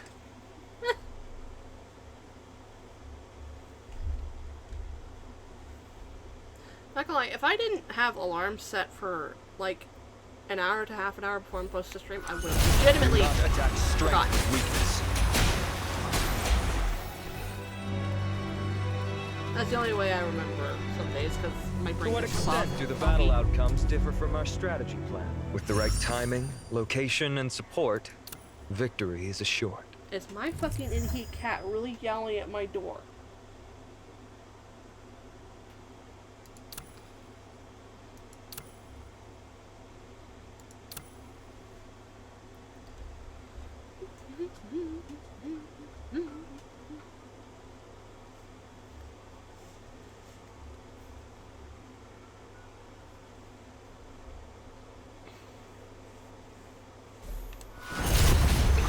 Drifting stones capsizing the boat. Do not attack strength and weakness.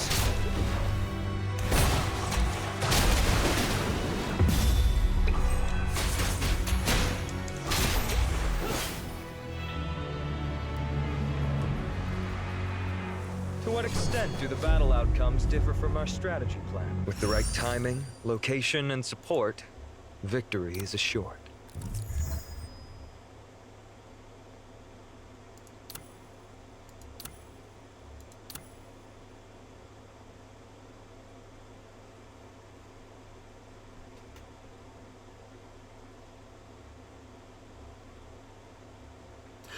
Gabby, she's one of our... I should know getting cats fixed is very hard for us to do. But she's a little shithead. Strength, weakness. And currently she's going through her heat cycle. Even the wise can make mistakes.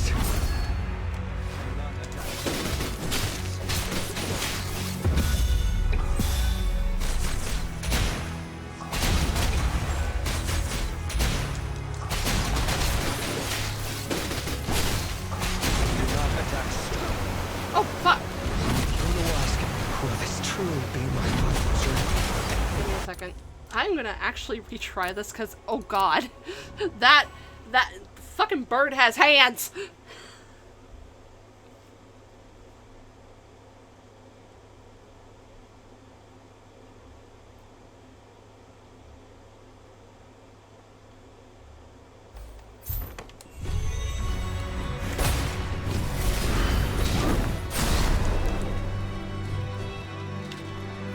Oh, it can fucking put confusion on me. Okay, good to know. Then let's be a bit more serious.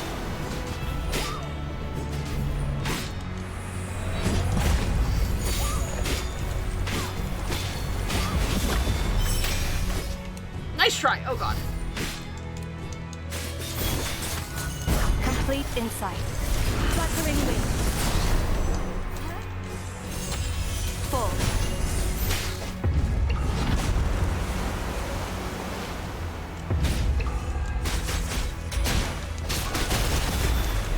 Even the wise can make mistakes.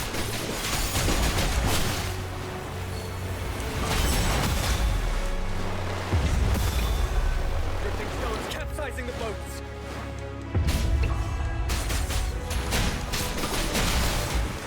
Do not attack strength or weakness.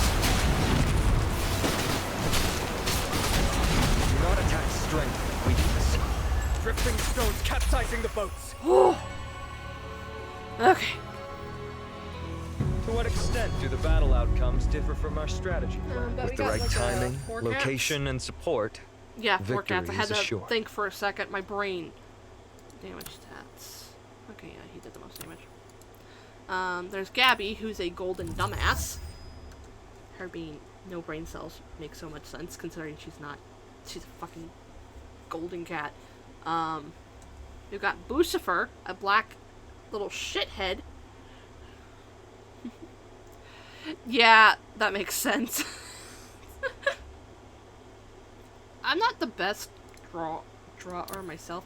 Yeah, Bucifer, he's a void baby, but dear fucking god, he lives up to his name of Bucifer. He initially was just called Boo when we got him, because we were given him by someone, I don't remember exactly who.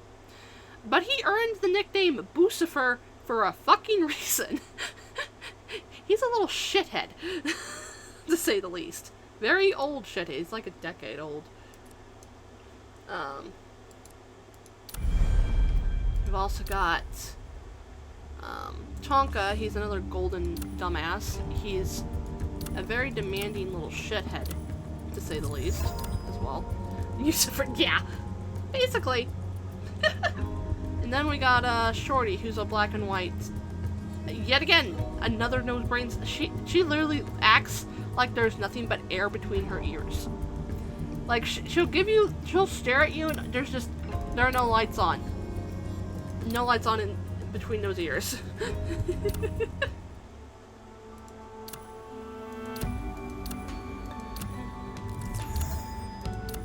I have any permanent spells? No, I don't.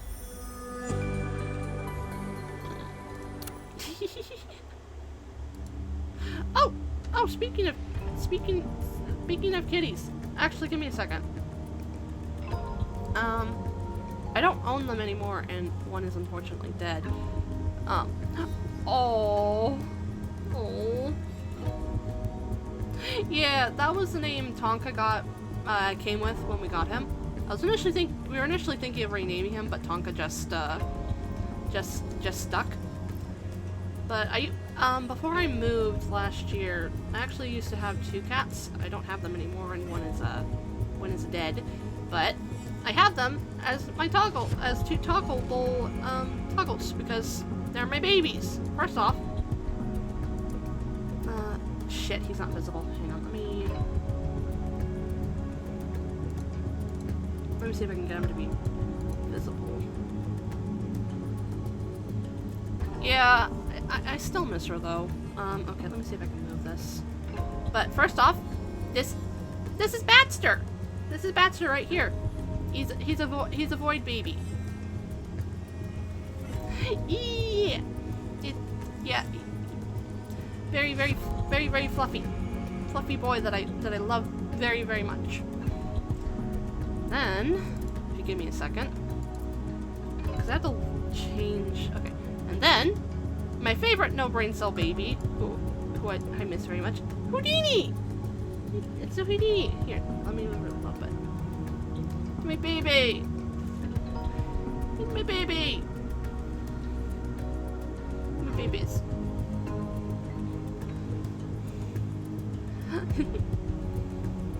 Houdini also. Houdini and Batster were twins. They were from the same litter. I think they had siblings, but I don't know. There's plenty of time. What's the rush? God, I got jump scared by G-Chat. But Houdini also had a case of there were no thoughts in that brain cell. She's actually the fucking. Okay, this expression is actually based on a face she made at one point that I took a picture of. Let me actually, you know what? Hang on. I'm actually gonna go get the image, the reference image in question, so give me just a second. It's in my drive that I sent to my artist. So give me a second. Okay, extra expressions. Download. Okay, yeah, I am not in the mood to go find the raw photo, so just give me a second. No, I don't want to download it twice. Okay, give me just a second. I have to. Okay, I'll move my VTuber back where she usually is in a moment. Okay, there's that. Okay, let me shrink back down here. Oh. Did it move all of them when I moved this one? I'm gonna have to fix this. Hang on, back down here. There. Okay. But this is one of the images I have of Houdini. Look at that. Look at the stupid face that I. Look at her. Look at my baby.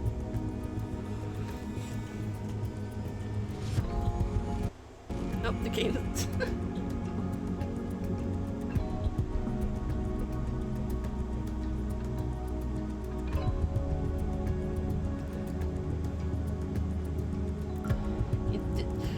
She made expressions like this so much. There's plenty of time. What's the rush? Hang on, G-Chat. She also... Yeah, basically.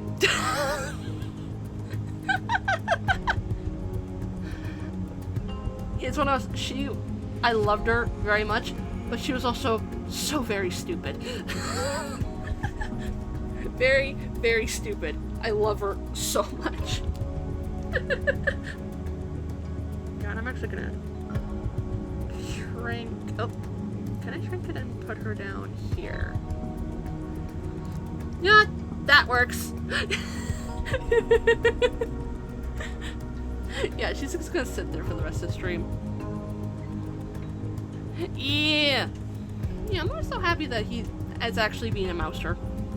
I think Houdini also caught some mice before she died, but I don't know. Can I? Are you asking what I'm looking at? Okay, okay. Of course, it's this world. Sorry, I got distracted. Even though I've been looking at it for thousands of years, never once I ever get tired of it. In addition to Tien, I also take care of many of my friends' descendants, hometowns, and people. Yep, there she goes. Yeah, I'm just gonna leave Houdini there for the rest of the stream. I'm not gonna stream for much longer, at most an hour.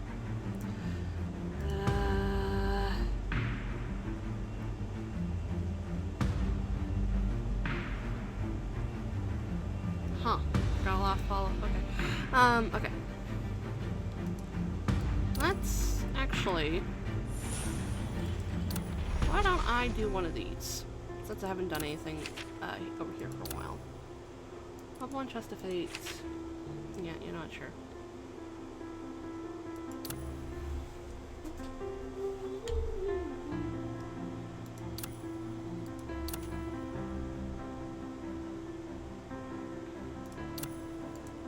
But yeah, I have a lot of,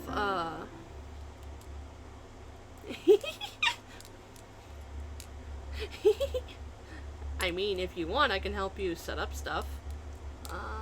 Wait, can I actually... Let me see. Can I export my scenes? Spread your wings, Ansu. Oh, it's not that difficult. Granted, this is me who's already sorted. Okay, let me actually...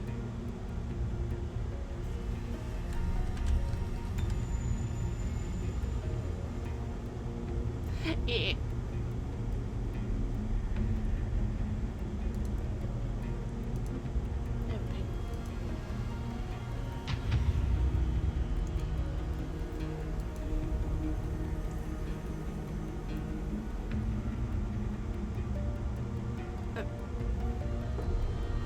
That's not Pokemon I want. Go away. Okay. I think I'm too high up with my model. Hang on. Damn. Somehow all of them got moved when I went to show Houdini, show the babies. Okay, I'm gonna have to fix those later.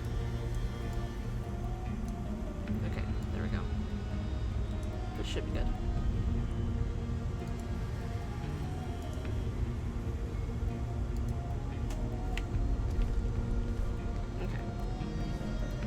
Yeah.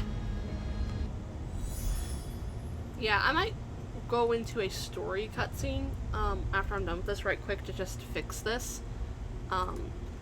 Because for some reason, okay, I have like 3 things for my PNG tuber. I have one for Black Beacon, one for Limbus, and the one just in general. Somehow me fiddling with them has made like the one for Limbus way too big. Like, this is not how big it's supposed to be. So, I don't know what I did. That's something I'll have to figure out later. Okay, give. Like this. This works. Okay.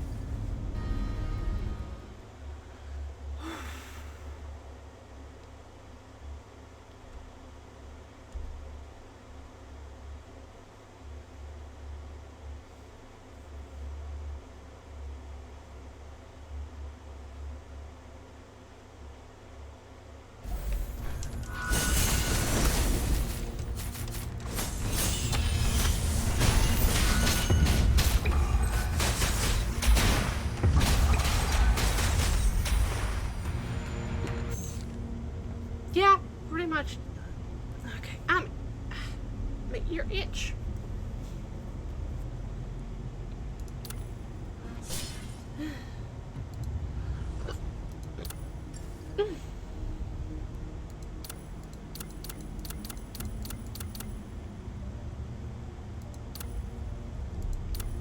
Not sure.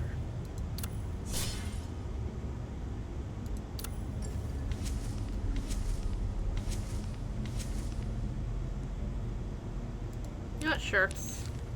This will be fine. I actually didn't look at that. Oops. I clicked without thinking. Oopsie doodles.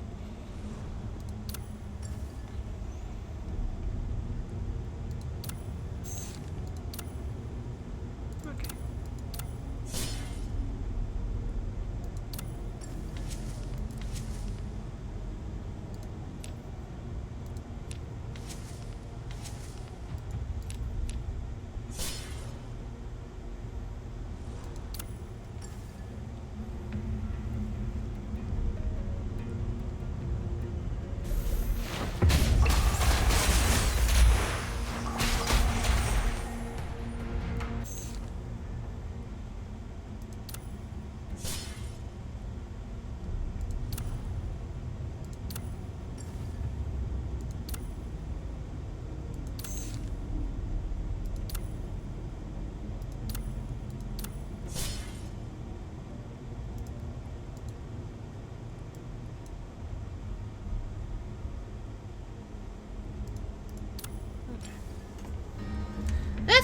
is gonna be painful.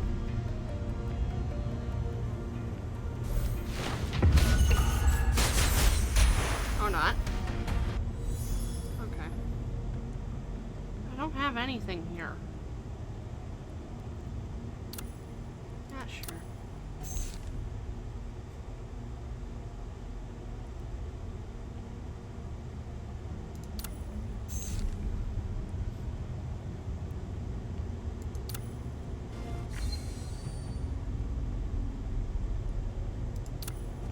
Yeah. Oh, fuck. Okey doke.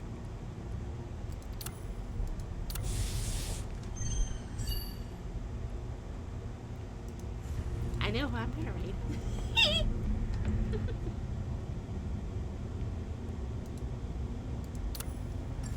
Okay.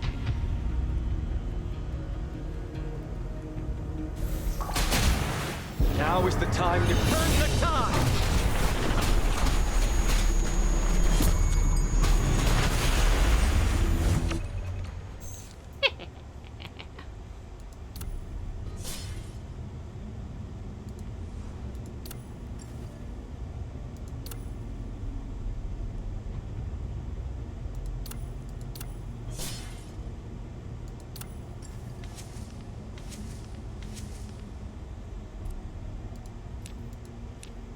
Okay.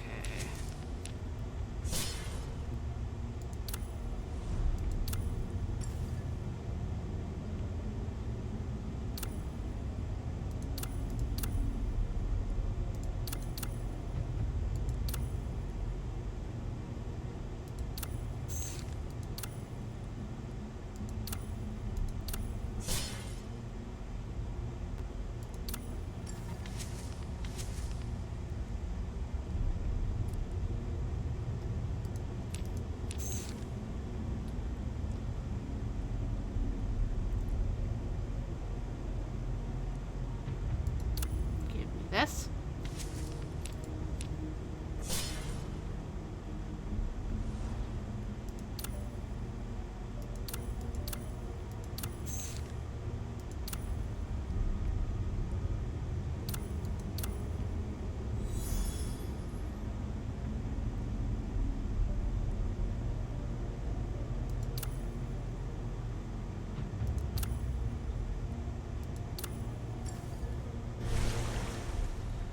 Okay.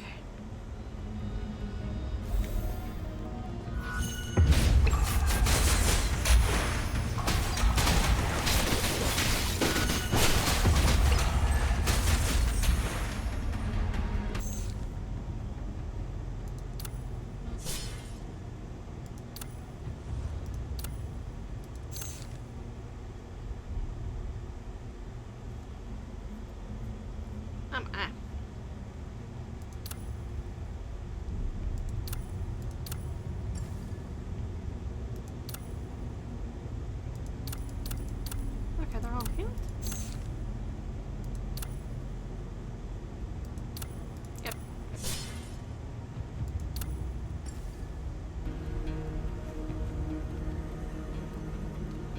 Okay. Drifting stones capsizing the boats.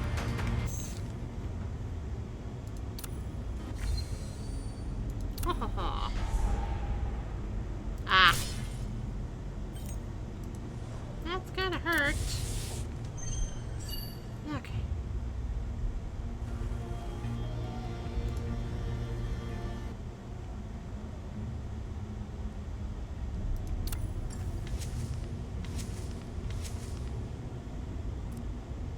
Nope, I don't want to increase my loss value anymore.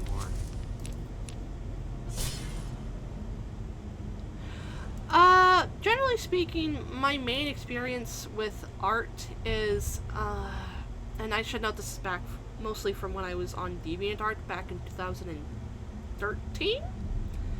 It was a very long time ago, but my main experience has just been with bases and such. I've never really learned how to draw without them.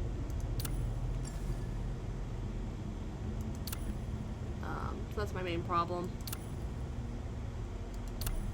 So, but mainly it's digital. I do have a preferred program that I use when I do draw, and I do have a drawing tablet, but I mainly just use it for sketchy stuff on basis. I use, what is it? Sketchbook Autodesk, I believe it's called. A free copy of it, mind you. What the fuck is that? Oh, that's a deerling. Oh, if I can upgrade anymore. Yeah, I can. But generally I do, if I do art, I do it digitally, mostly because it's a lot easier to fix a fuck up on in like an art program than it is on paper. So, yeah.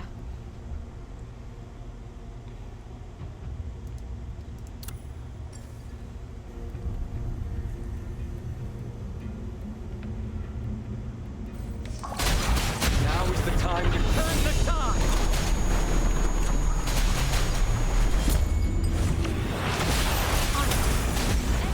Looks like you've run into a bit of trouble.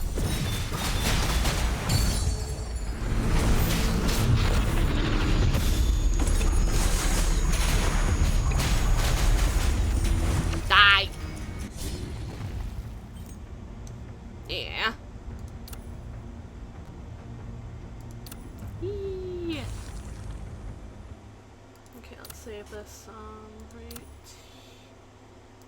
here. Actually, okay, this is what I've got.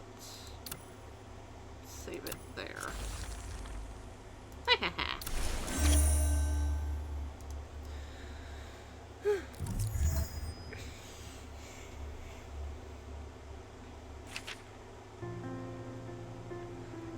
Yeah, I need to.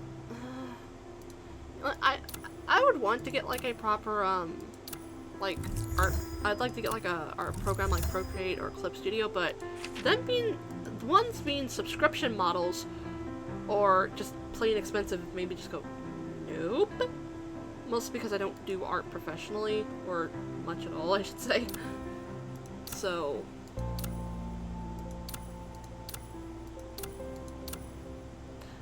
Need to restore my stamina if I wanted to do more story.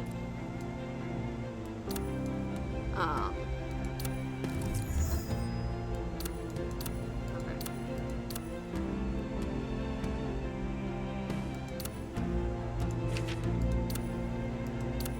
Yep. Okay. Yeah. It doesn't help that I'm weirdly picky, I should say, on what kind of program I use for my tablet, mostly because I'm pretty sure this is not the fucking word for it, but I like pen physics. I don't know how else to put it, but basically the line doesn't stop dead when you lift your fucking thing, like there's a little swoop, the swoopy thing. Again, I don't know the term for it, I just know that most of the programs I tried were kind of not working because I wanted that.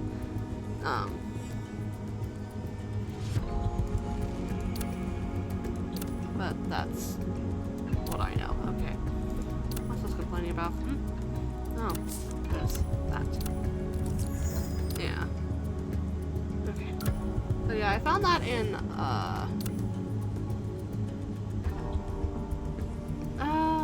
if you wanted a program that doesn't have that, I would try Krita, but it makes my brain french fry. I could just be very, very stupid though.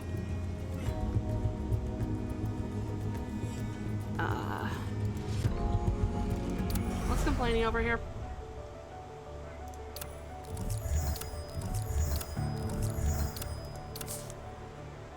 Okay, if you need, I can grab this. Gabby! My god, I can hear her through my headset. The cat desires fuck, but she's not going to get it. Because all our mails are fixed. Okay. Is there anything I can level up on anyone? Right click. Nope. Good, great. Wait, weapons.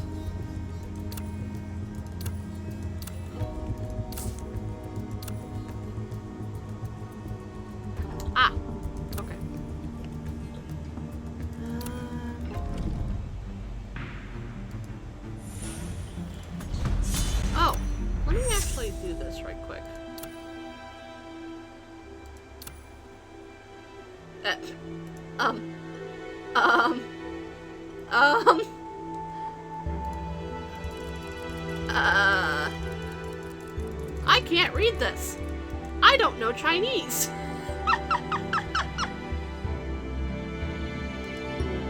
Anyway,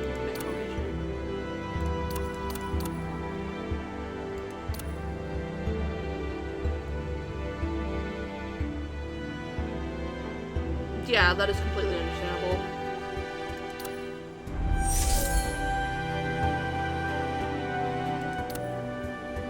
Huh?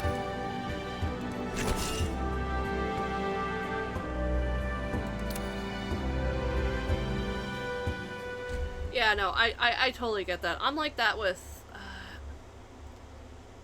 like, Photopea and other programs, because I've used quite a few. God, that is understandable! It's just an Oddish. I don't want to fucking capture an Oddish.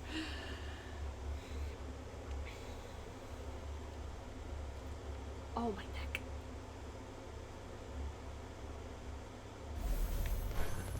Fluttering wing.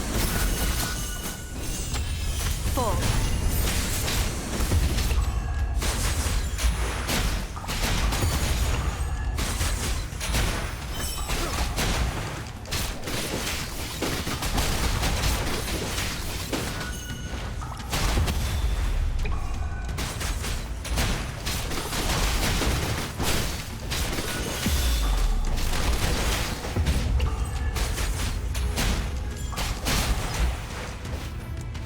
Now is the time to turn the tide!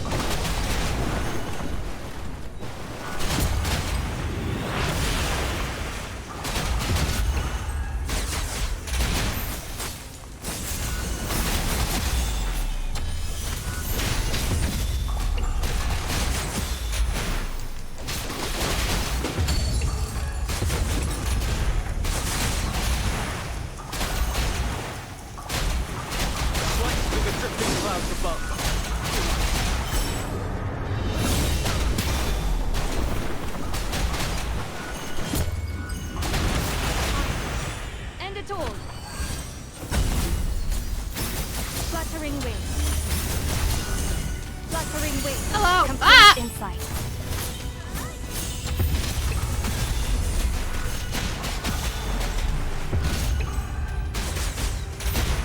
Looks like you've run into a bit of trouble. Now is the time to turn the tide!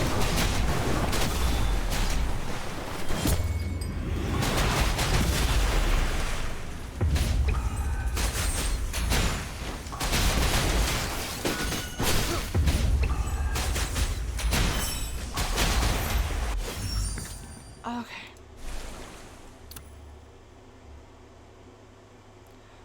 Oh god, that was a bit painful. Okay. This should be enough to get what I was wanting last cycle that I forgot about. Okay, let me go to the store. And if what that person said was correct, use for weapon attunement. This should. It should, because his weapon isn't here, because it's a limited character. I should be able to enhance his weapon.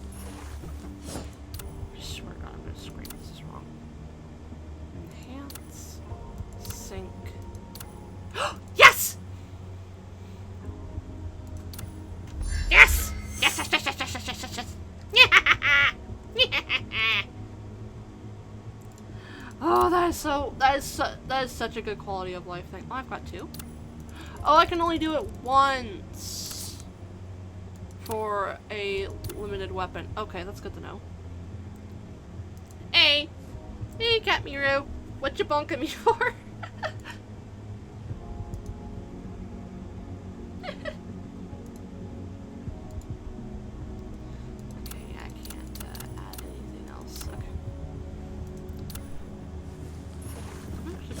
Use that. I'm gonna use that next phase. Fair enough, I guess. Yeah. I don't even know if she's been picked up by my microphone because I think the game's loud enough to deafen her. But she is so fucking noisy. It's like, what do you want any of us to do? Like, you're not getting outside, you're an indoor cat. All the males inside are fixed, and the humans aren't gonna help for obvious reasons. So what the fuck do you expect any of us to do?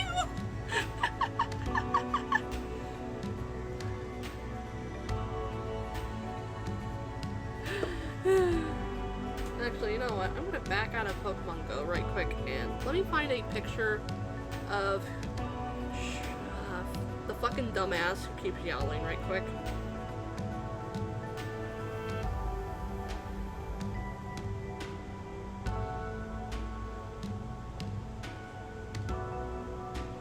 Let me send myself a picture of my resident fucking horny dumbass cat. Give me a second. And I should note, I've taken enough pictures of her that she recognizes when I'm taking a picture of her, and she will bitch. So a good chunk of the images I have of her are her mid-meow because she's complaining at me for having the camera aimed at her. Okay. Let me save the image right quick. Save image. Stop complaining! You stupid thing! Okay. Okay, I've got the image. Let me get a... Yeah! Okay. Okay, this is going to turn into the golden dumbass that I have. Give me a second.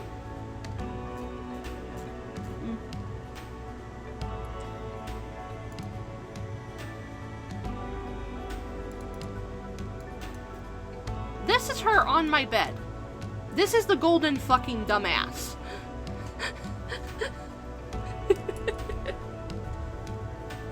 She will not always sleep on my bed. It depends on her mood, because I've almost never seen her lay on my bed in recent times. Yeah, she really is. She is such a loudmouth. It is pathetic.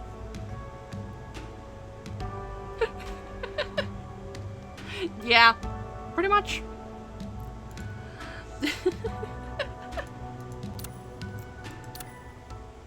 What's funny is she doesn't generally care to be around me. Like, she's one of those I will be around you if I want to sorts, you know? But as soon as we got Tonka, for like a week straight she slept in my room because she felt threatened by him. Though to be fair, he's a hulking fat ass, so I'm not surprised. But it was hysterical because she normally is just like, I don't give a shit. And then all of a sudden she gives a shit if I'm spending time with another orange cat.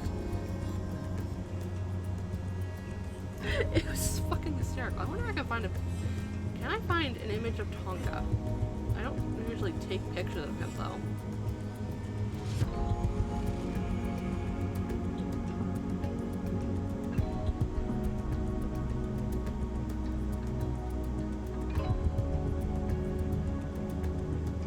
Nope, that's not it.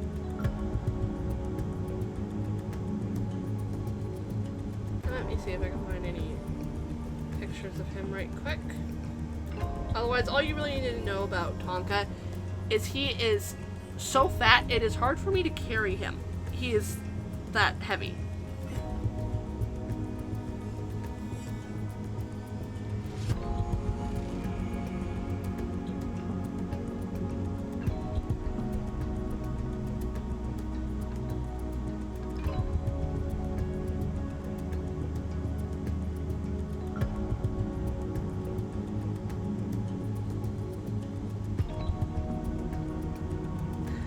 Yes, my phone has made a fucking... Yeah, basically. Give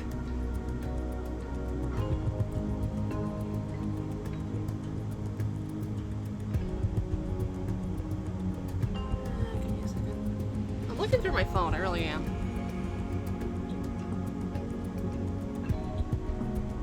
I asked Gabby cooling herself off in front of my AC like a dumbass. Okay.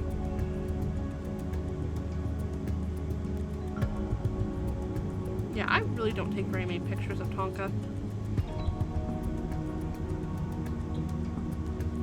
Okay, I found one, but I'm gonna crop it right quick because it's got my brother in it. Give me a second. I really don't care about exposing him, but I really don't want to deal with that right now.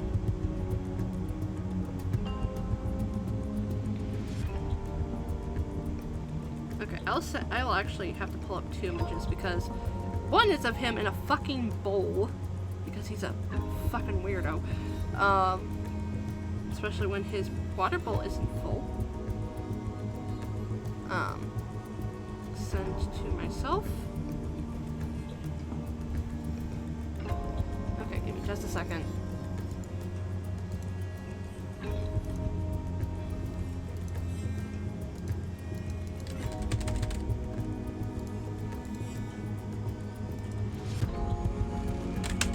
And for reference, Gabby, she's a skinny mini. I don't know how else to put it, but she... Okay, that's the wrong thing. But she's not that... No matter how much she eats, she doesn't gain weight, it seems. She just remains skinny. Meanwhile, this tub of lard is freaking... He's a big chungus. A massive unit. I'll take the Spanish rice. I am not too big of a fan of fish. Why is my brother stomping around? But this is the first image of Tonka. He was in the water bowl because he was protesting it being empty. And then this was a picture I got of his backside. You can see how fucking huge he is. He is massive and very, very fucking heavy. He is! And he's been like that since we got him. Like, apparently he was pretty injured when he initially came to the shelter. That's why there's, like, no fur on the scruff of his neck. That he hasn't... The fur is growing back very slowly there. But as a result, he's just very, very, very, very big chungus. Chunky baby who once held, and he will, if he sees an opportunity, literally launch himself at my mom so she holds him. Like, just full on leap! And just once held. And he will not get down, so she usually has to call me to get him off of her, because he's so fucking heavy. He and Bucifer fight over my mom, and it's like, are you serious? You're gonna fight over who gets the most attention from her. It's fucking hilarious. Okay, actually. Oh, I've got, like, several. Okay, I will start chapter 7, but yeah, it could be. What's hilarious about Tonka is I can't tell he's fixed just because I only know he's not fixed because none of the females in the house have gotten pregnant, because Shorty and Gabby are not fixed. We still have to get them fixed. But the only reason I can tell that he's fixed is because of that. Because, you would not be able to tell it by looking at his ass, that's all I'll say.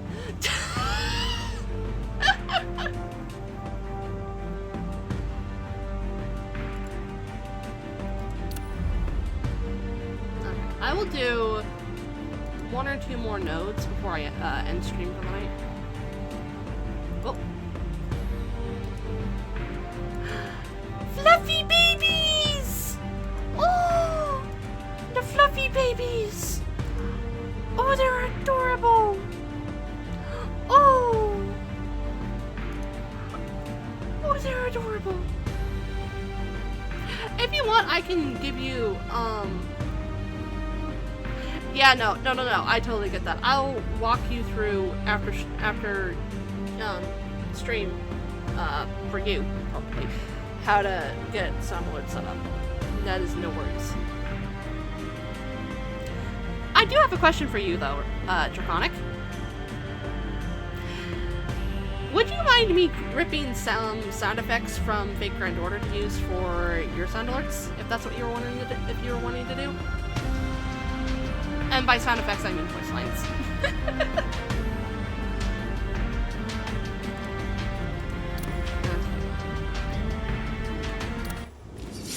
The opponent. Lovely.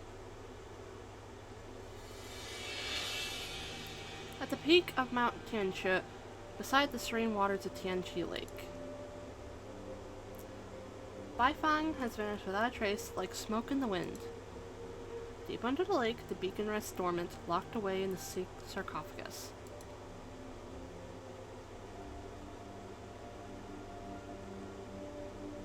Oh no, I meant like helping you get them set up. Cause I was just gonna like rip them from like the wiki.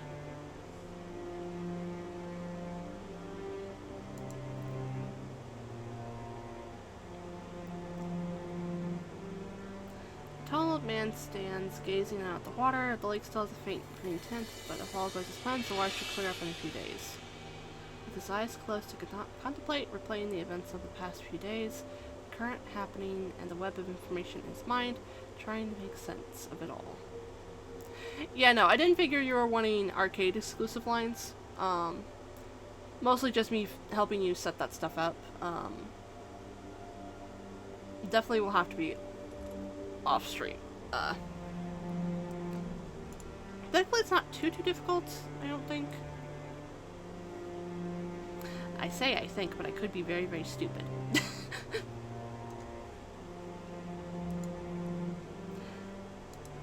But for some reason, his mind drifts far beyond that, pulled towards distant time long gone.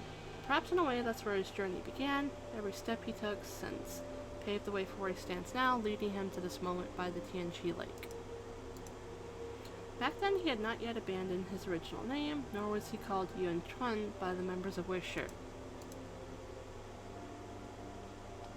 He has always loved playing Go ever since he was young. Just as everything started from one, the black and white patterns on the 361 intersections of the board unfold from the very first move. Yeah! I think that's actually up on the wiki for Limbus, if I remember correctly, because you can actually listen to the voice lines on there. I just don't often do it myself. Since time began, no games of Go has ever been repeated. Within the confines of this finite board, an endless possibility of play unfolds. He has a deep love for the game of Go. By settling quietly by the board, calm and still, one challenger after another would take their seat across from him, stones in hands, and make their moves. Without the need to look up, by studying the board, he can envision his opponent's face. A wise victor knows that true strength lies in avoiding conflict. A master strategist drops power from the freedom flexible plans. A true warrior stands resilient, untouched by defeat, while the resourceful, even lost, remains as calm as the quiet dawn. What you found, Cat Miro? On the board, what unfolds is not merely the outcome of the game, and every move a player's entire life is laid bare. Do I have anything left in my Coke? Okay, I need to get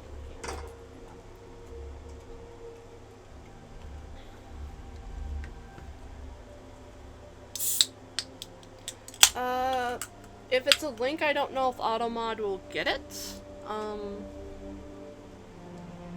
Yeah, it might be a good idea to just send in a Mocha server, so that way it doesn't get flagged by Automod.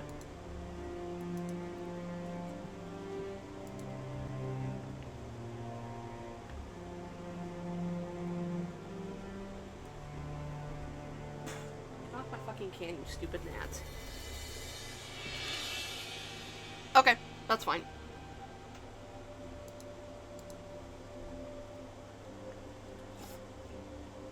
Hidden deep within the Weishur compound in Xiangling City is a quiet, elegant study, exclusive to those who have borne the title of Yuan Chuan. The study's decor changes with each successor, reflecting their personal tastes. Eclectically enthusiasts might adorn the space with ink and parchment, whereas a tea connoisseur would bring in kettles and cups, and one with a passion for gardening would grace the room with lively blooms and verdant foliage. Okay. Ooh! Ooh, that looks neat! Ooh, I think I saw that up on Twitter, but I don't know if the quality was all that good, so I'll definitely take a look at that after stream.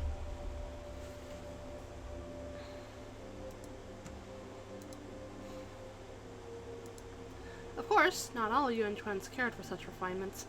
One in particular, known for his sheer strength and battlefield prowess, turned the study into something more like an armory than a sanctuary of thoughts. The shelves were filled with nothing but war manuals, placed there mostly to keep the grumbling scholars of the society off his back. Yeah, I'll definitely watch that. My neck. After stream. But no matter how much the room changed with each new generation, one thing always stayed the same.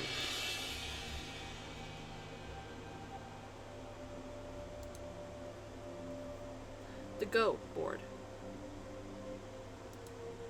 The first time he saw it, he was just a boy. It rested in the corner of the large room, encased in a transparent glass cover with a thick book of game records placed beside it. Yee!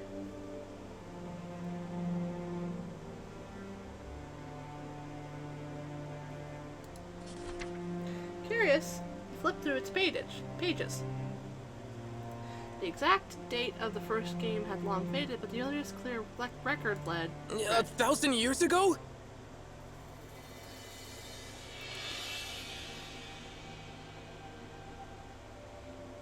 Driven by curiosity, he began flipping through the pages. However, just as he reached the last one, a hand suddenly pressed down on the book. Have you finished cleaning? Oh. Master Yuan Chuan, I'm sorry, I know you meant no harm. Finish your task first. Yes, Master. The study wasn't large, so the cleaning didn't take long. As he worked, Yuan Chuan remained by the Go board, staring through the glass as if lost in thoughts. Master Yuan Chuan? Master Yuan Chuan. What is it?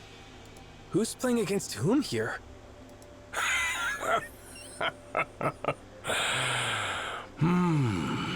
That's not something I can tell you just yet, little one. Some secrets are meant to stay hidden. From that day on, the young man returned to clean the study time and time again. The board, however, remained untouched. Time and time again, he would find Yuan Chuan standing before the board, lost in thought, as if having a silent conversation with an unseen opponent. And as time passed, he too grew wiser and sharper. The responsibility of Wei Shi will soon rest upon your shoulders. This study and this board will be yours as well. You've spent years searching for the truth behind this game, haven't you? You knew all along. You've always been obsessed with the Go game. How could I not know? Now that the board has been entrusted to you, it is time for you to learn the truth. Like you've probably already guessed, one of the players on this board has always been the Yuan Shen of Wei Shi. I suspected as much. But who exactly is our opponent? For the first time, he interrupts his master. The classic of Go teaches, within each person resides a veiled nature, and it is only when external forces stir them that their true feelings come to light. To understand another's mind, one must observe patiently, letting time unravel all that lies hidden. And yet, no matter how much I analyze the moves, I can never quite figure out what my opponent is thinking when they place their pieces. The classic of Go further teaches, novices cling to the edges, veterans secure the corners, and masters command the center. But their style is unpredictable. At times they expand boldly, setting the stage for a grand encirclement. Other times, they cut off their opponent's paths with fierce precision, fighting for a tactical advantage. And sometimes they simply defend a small corner, biding time and securing just enough territory to survive. Master, no matter how hard I try, I can't grasp the nature of my opponent.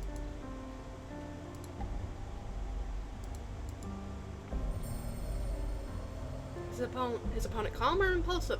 Honest or cunning? Open-hearted or full of doubt?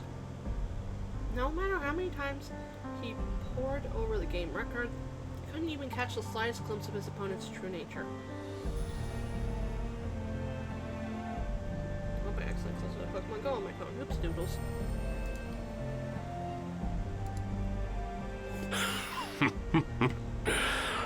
Of course you can't. You're still too young. If you were a book, you'd be just a few pages. Your opponent, however, is a tome as vast as history itself. Most game records you've seen are usually settled in hours or days. But a lifetime?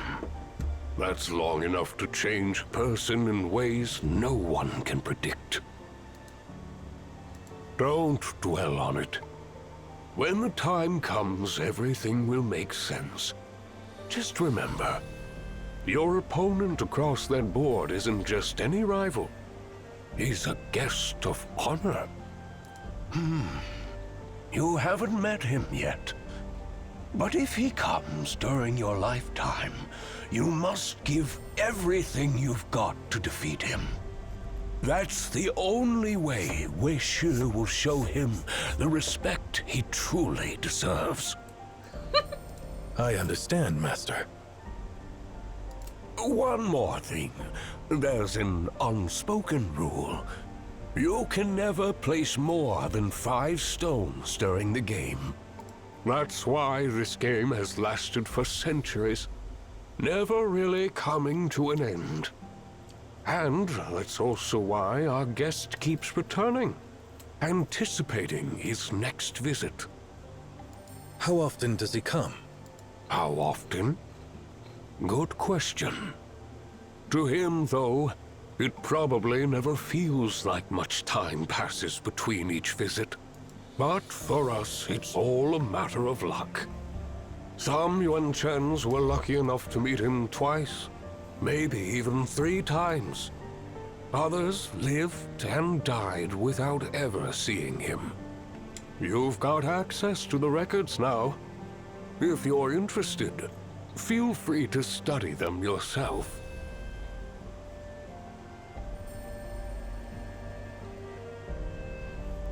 Hang on. Give me just a second. Let me see if I can find the chat overlay thing that I use.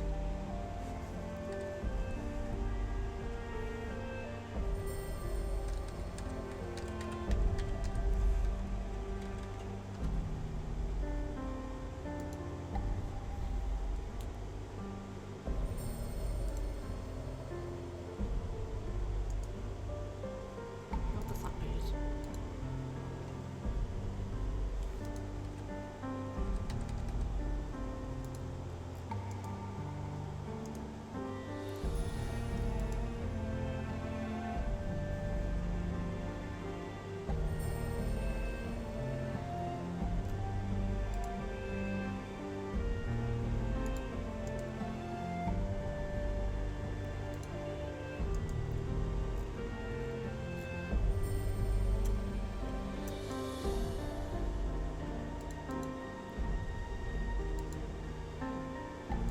Aha!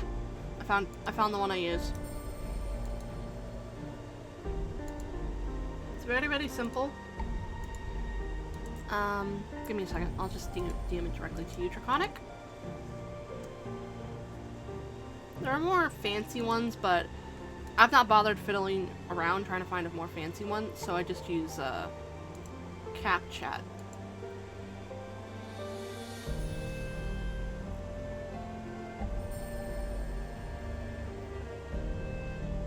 It should have a tutorial on the page. If not, I can help you after stream.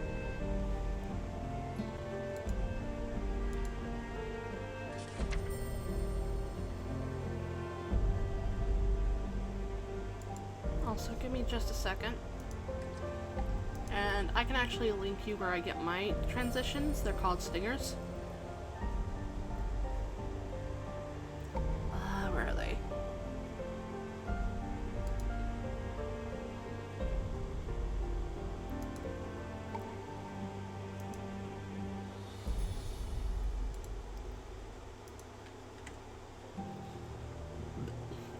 excuse me, oh my word.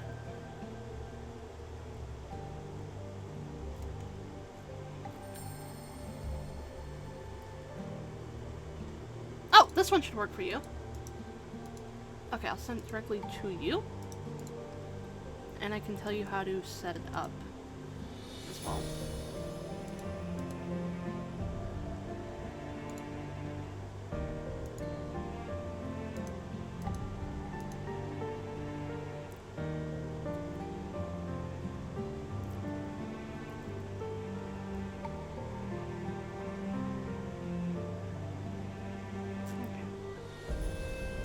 Yeah, if you need help, just poke me.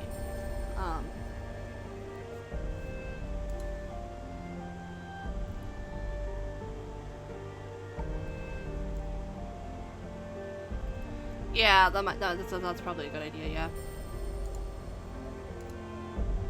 Yeah, I can help you with that later, so, my brain goes dead. Okay, did I miss anything?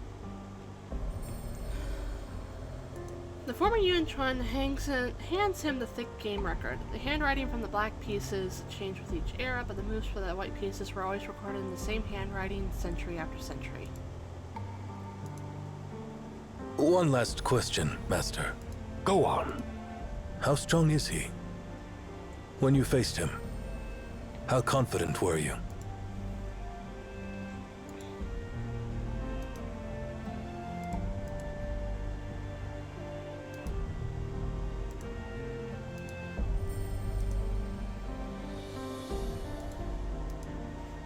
Former Yuan Chuan suddenly bursts into laughter. Let me put it this way. You could spend a lifetime trying to figure out how to place your 5 stones. If you ever get the chance to face him, make sure you play a game worthy of the moment.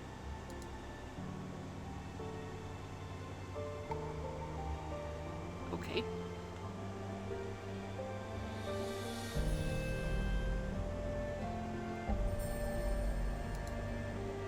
Yuan Chuan opens his eyes and the turquoise waters of Tianqi Lake fill his vision.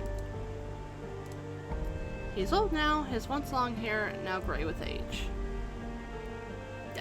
Yeah, pretty much. For decades, he has carefully studied the game records, replaying countless matches in his mind. He has spent most of his life seated at his side of the board, yet his opponent has never shown up. And now he is certain the opponent he has never faced, the one who has been going up against generations of Yuan Chuans for millennia, is finally about to sit across from him. Very soon, he will finally get to see who his opponent really is. It is my turn to play, Emperor. Now is the time to condense all of his life into these 5 moves. Is that at the end of the cutscene? It is. And I'm actually... yeah, I'm gonna... that's where I'm...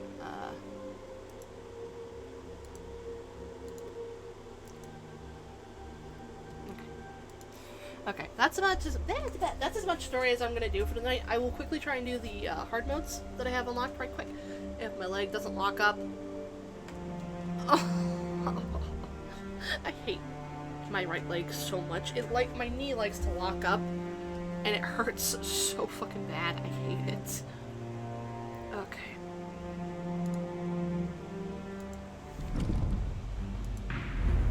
Let me go over to hard mode over here. Wait, no. Hard mode chapter 5. Yeah, I've not done that.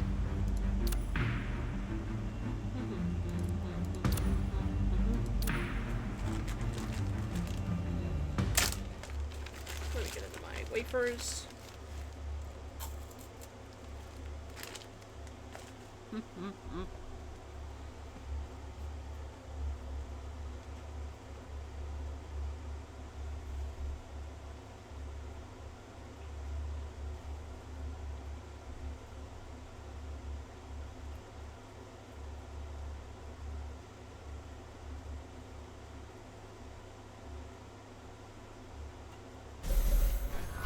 Fluttering wings.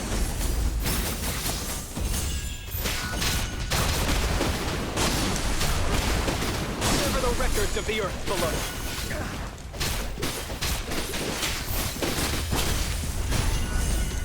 Complete insight.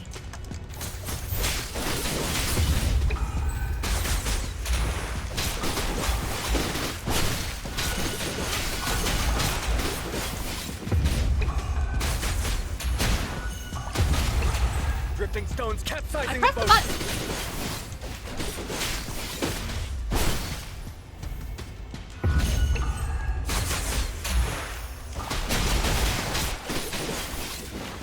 Now is the time to turn the tide.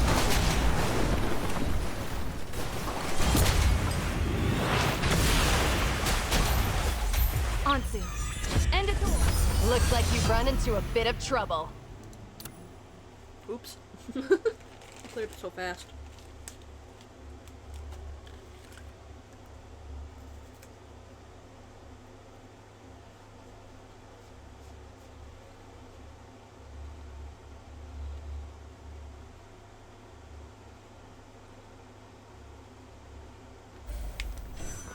Fluttering wings.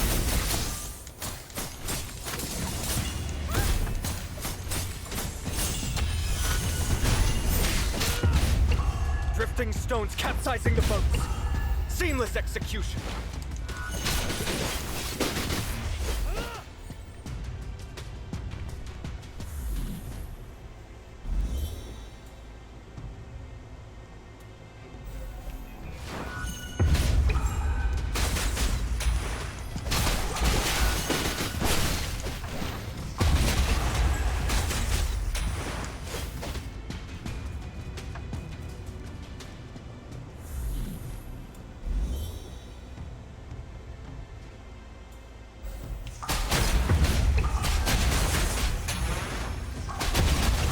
Drifting stones capsizing the boats.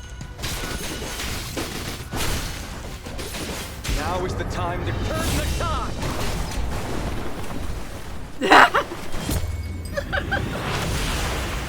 Unfortunately, these aren't normal wildlife.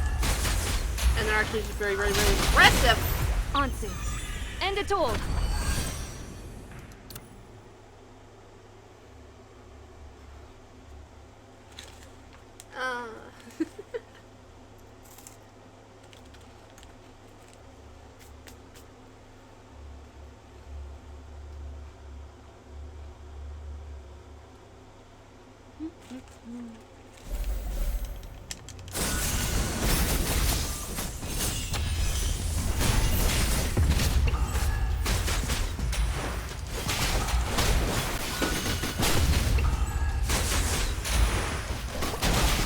Oh, fuck this guy. Do not attack with strength. Drifting stones capsizing the boats. Now is the time to turn the Bonk, tide. bonk, bonk, bonk, bonk, bonk, bonk, bonk, bonk.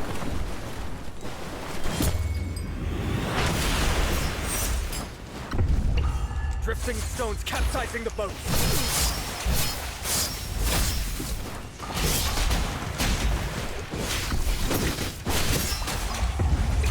Drifting stones capsizing the boats. Oh.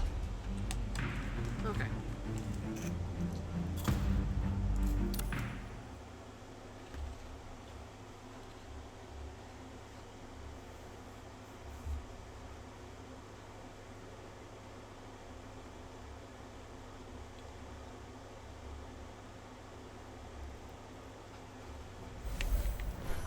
Fluttering wings.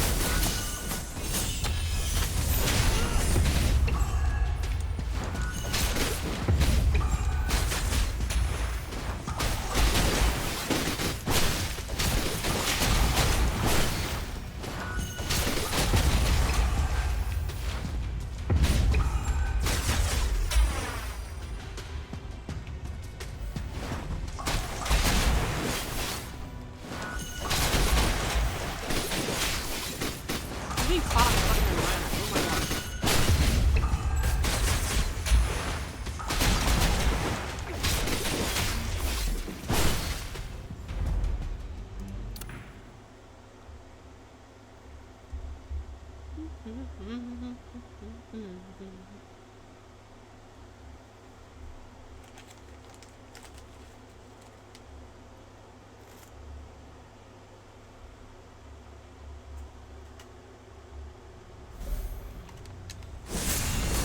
Fluttering wings. Full.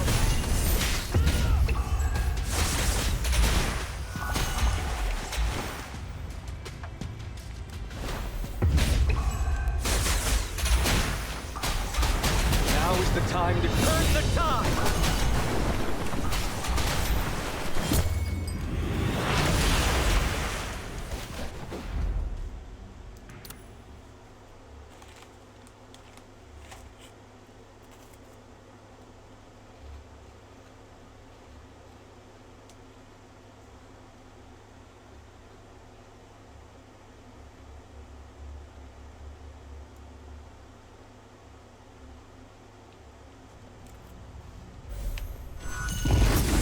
Complete insight.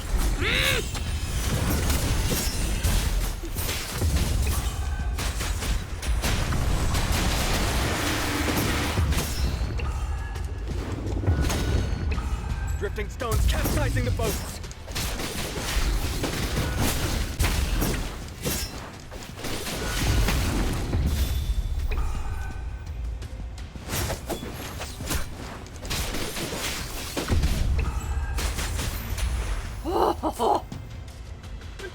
To what extent do the battle outcomes differ from our strategy plan? With the right timing, location, and support, victory is assured.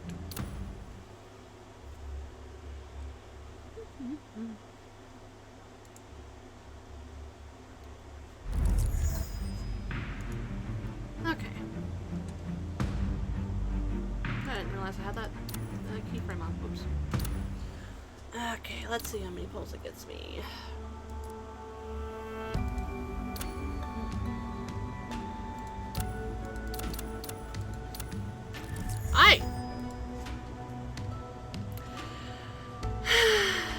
It's fine. I just accidentally spent the wrong currency. Maybe, mostly because I am saving for someone who's coming next patch.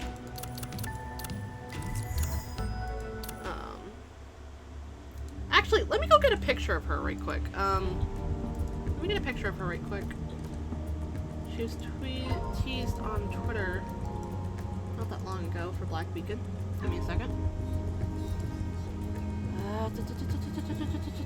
Where it? Nope. Let me just. Black Beacon. There we go. Give me a second. Save image. As ping. And then I'll. I'm using one image source for any images that I'm trying to show, so I keep accidentally showing the last previous image instead of what I was wanting to do. Okay, this is a version preview thing I should know, but this lady is apparently going to be coming next patch. Yeah, don't overthink it. But the yeah. She's so pretty. And the fact that you can get her weapon for free, because every patch they do a thing where you can get any of the featured 5 stars weapons. Here we go. This. For free by doing specific tasks per version is really awesome. Because that's how I got Jicha's weapon. I selected it from here. So I only need to worry about getting her specifically. And thankfully Hard Pity is a lot lower than other games. It's 70. Though I will admit my luck has been kind of atrocious. Because, okay. I don't think I've mentioned it, but my Jicha, let me go over to him right quick. He is basically Constellation 2. Basically, I got 2 copies of him. But to get both copies of him that I got, the initial one and the one for his first potential thing, I had to go to Hard Pity. Like, 3 times I went for Hard Pity, and I don't know if that's just my luck or the rates are kind of shit. I'd have to check.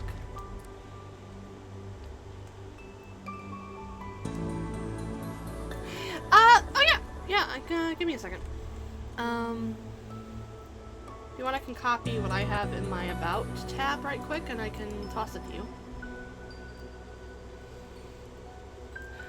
I will note that the little icons that I have above, like, each section are from my from the overlay set that I bought, which I need to see about getting you one actually.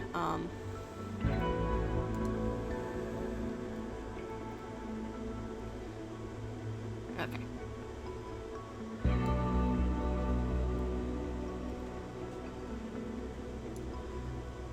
But basically you can make the panel title just be like, rules, info, that type thing. Like, you don't necessarily need the images that I do, it's just something since my overlay set came with it, I decided to use it. Give me a second, I can send you the at least my rules channel, or my rules thingy. If you just want to copy and paste, I don't mind if you do.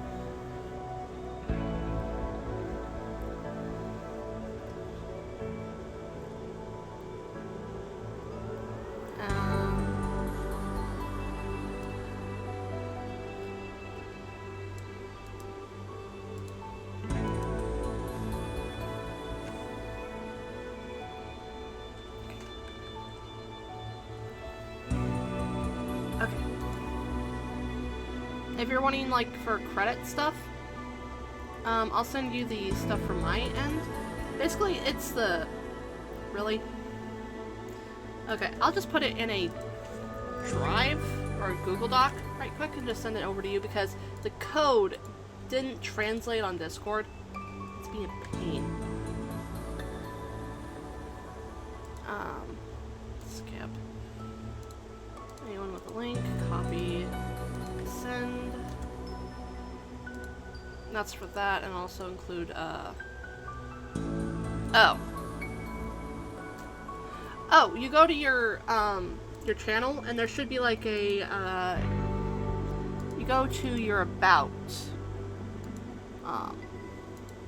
And then you click Edit Panels. That's what you do. Sorry, my brain's a little stupid.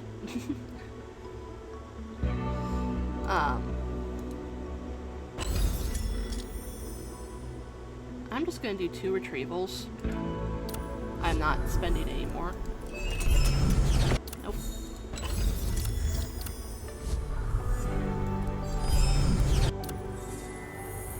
My name is Scene. Don't think. Okay, I got a 4-star, that's fine. Oh, no. I meant what I was basically sending you, it's not necessarily, it's basically how you would, do the credits thing.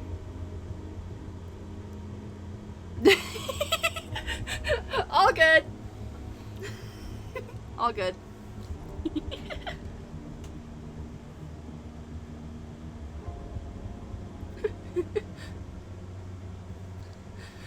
To be fair, I can sometimes think I misconstrued things a good bit. I don't know why. Why do I have a what's the ping? What's the ping? Oh, there's an update for Black Beacon. Okay. That I want to get later. I wonder, does he have any costumes other than that one? No, he does not. Okay.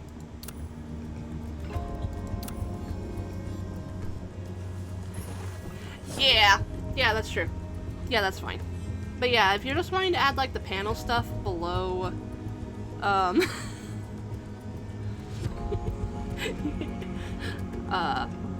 like just below the stream, like on my end, yeah, you just go down, you just go to About, and then there should be an Edit Panels toggle, which you click, and then you can like edit stuff.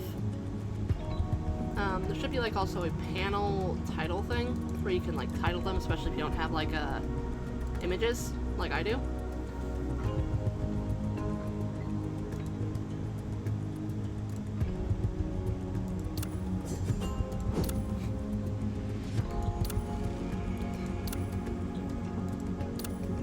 Do I have any stuff I could use? Okay, if I need to, and I can also just Let me actually, before I start working on Arashan, I should probably finish working on Zero.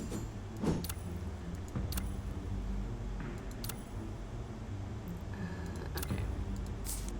Oh, it's actually the same thing. Okay.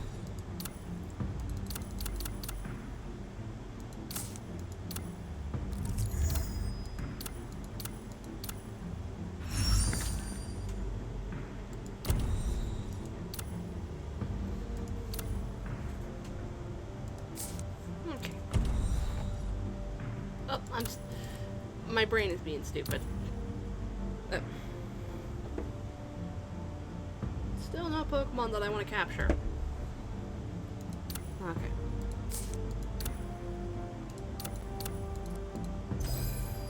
This should be enough.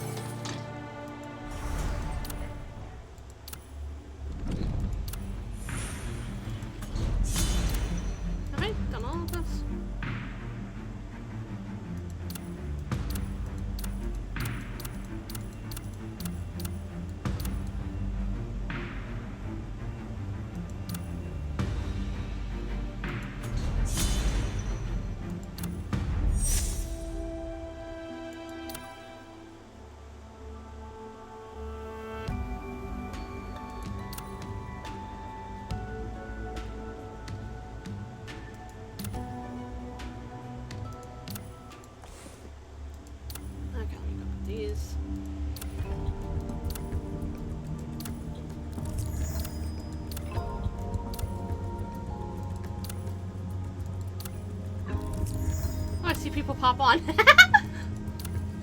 Okay. What is even this? Oh, this is stuff that side story infrastructure and other.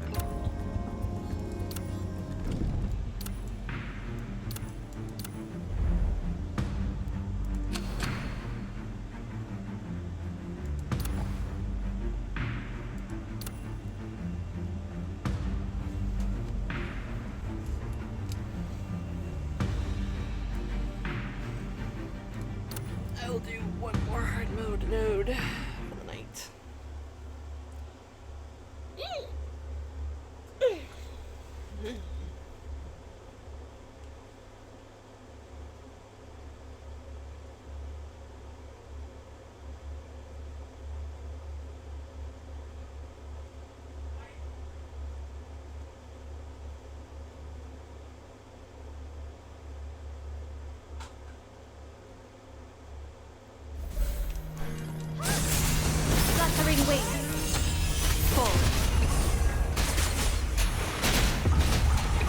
Drifting stones capsizing the boats.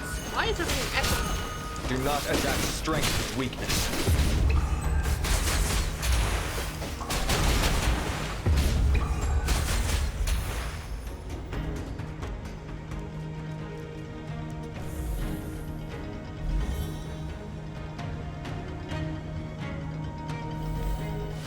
Now is the time to turn the tide!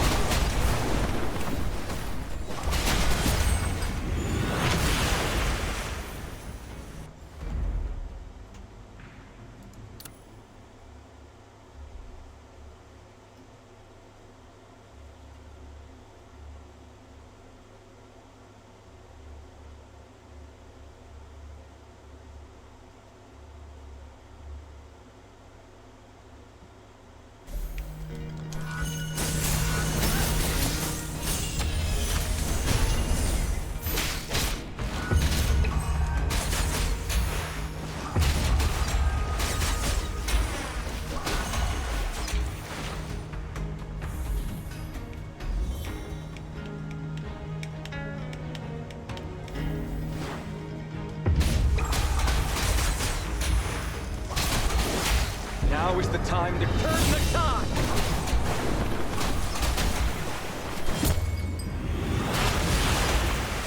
Flight to the drifting clouds above.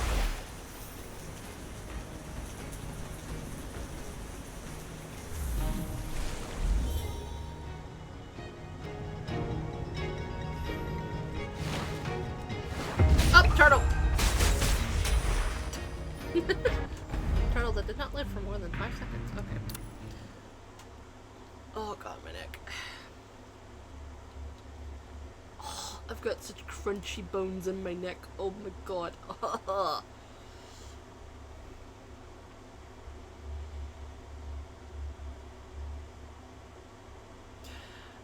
Good question? Up should I tap out of the game?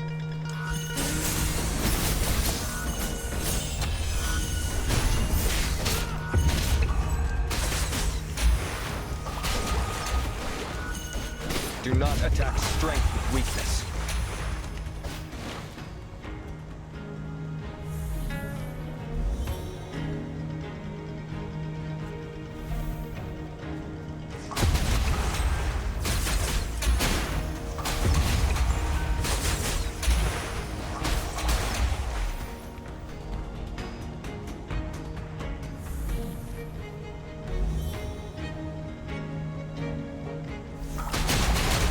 Now is the time to turn the tide!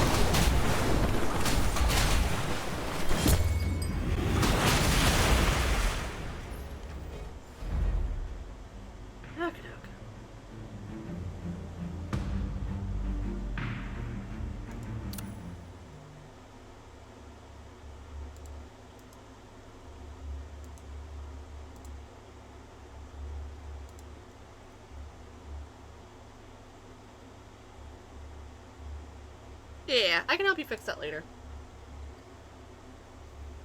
And to be fair, my overlay is very much not properly set up the way it was, the way it came to me at this point.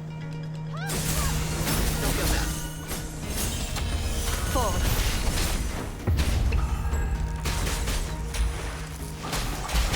You know, it's perfectly fine.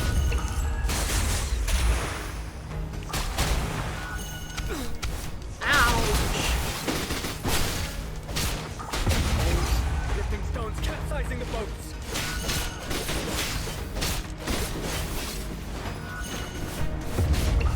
Drifting stones capsizing the boats! Seamless execution! Onto. End it all. Now is the time to turn the tide!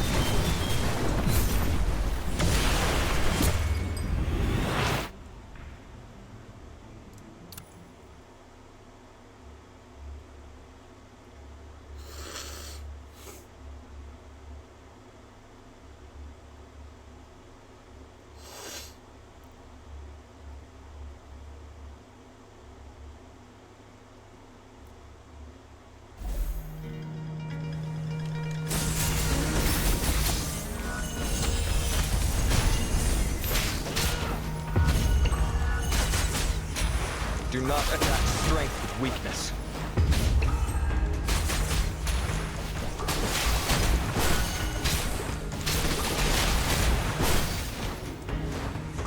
Now is the time to turn the tide!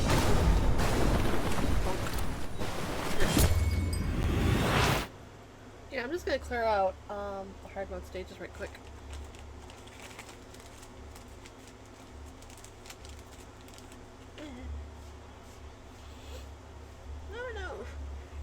Okay.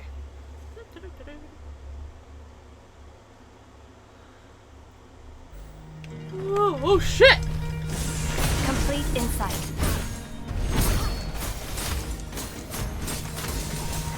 Fluttering wings.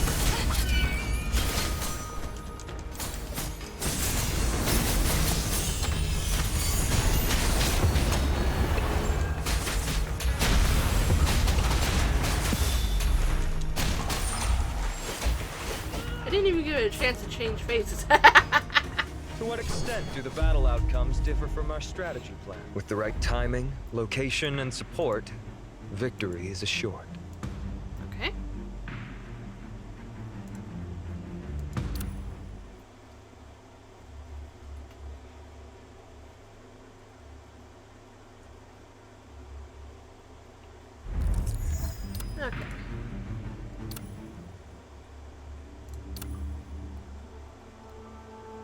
Okay.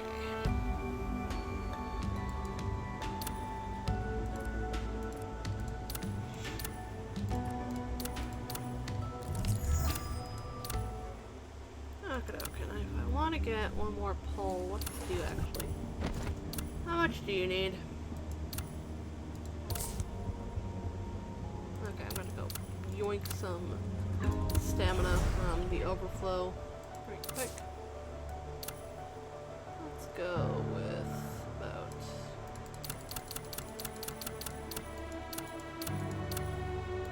That works. Go over here.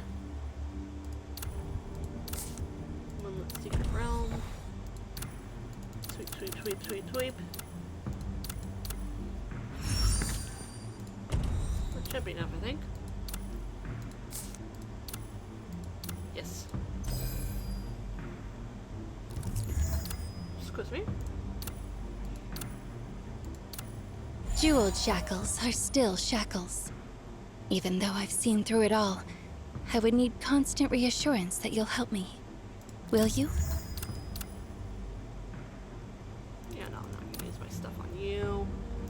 It's gonna complain probably if I don't. Oh no, it's not complaining. Okay. But yeah, for every ascension of a character in the game, you get like 50 of the currency you need for pulse, which is really nice.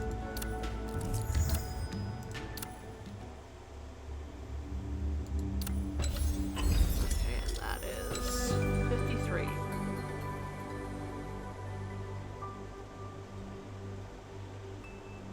That is this is bugging me. It's not even. My brain is like, it's not even.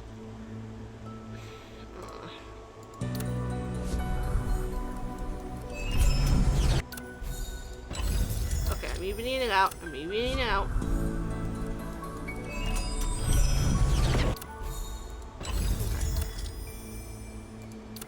The good thing is, when you get a 5-star, there's a very distinctive noise it makes instead of the usual one that we've heard so far. So if I got a 5-star, I'll know. Is there anything in the mail? No. Okay.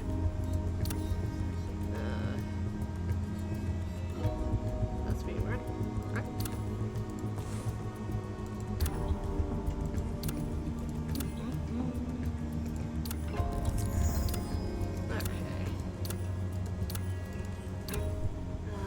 Do I want to fiddle with her? I'm gonna... Yeah, sure. I don't think I want that on her, actually.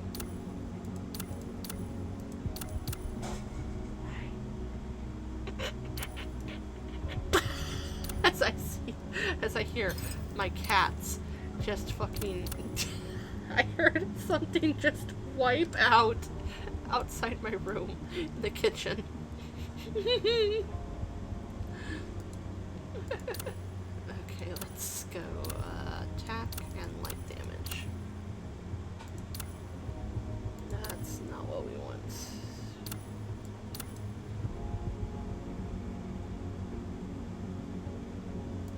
Yeah, this works. Rotate, rotate. Fit.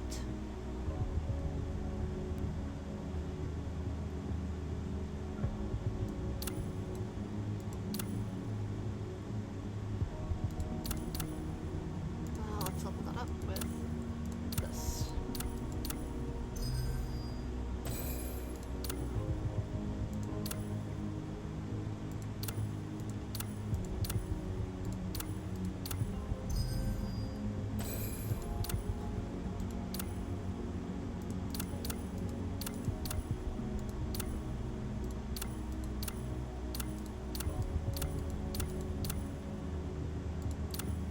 Yeah, sure, why not? Okay.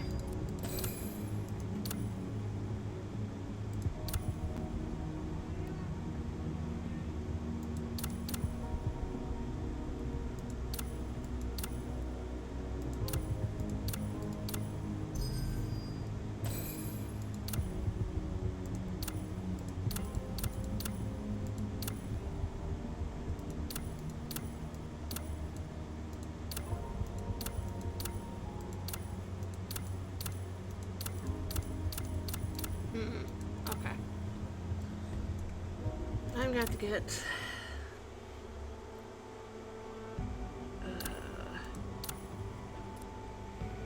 Nope. Okay. What's that? Let my Pokemon go. Nothing I really want to grab. Okay. Let's get a couple of these. Quite quick. Honestly fair.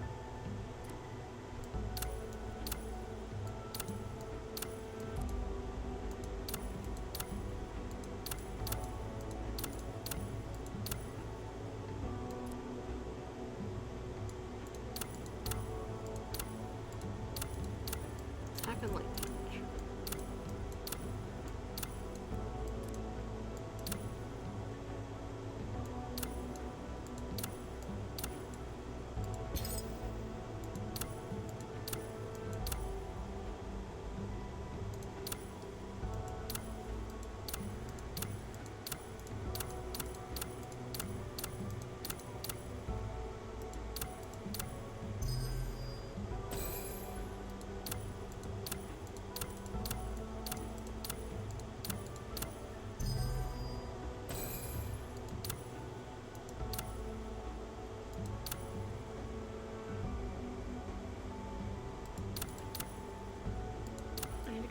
Jade Crane.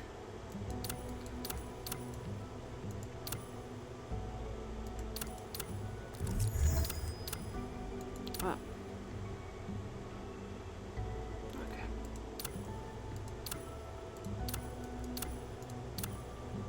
Nope. Yeah, no, it's fine. I'm just fiddling about at this point. My brain's kind of mushy.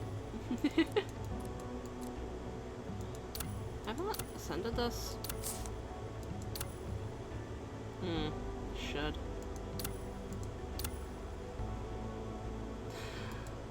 But yeah, no, I don't worry about me, because I'm probably gonna end stream once I'm done fiddling around. Come on, okay. Gotcha. Do you know what Land Before Time refers to dinosaurs with? Mostly because I don't remember the actual proper terms for some dinosaurs besides like T-Rex.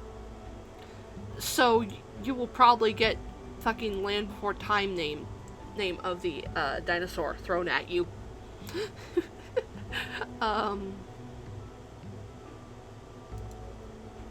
It's either long necks or I think Triceratops. It's been a while since I've done seen anything with dinosaurs. I've been. Come on. Okay.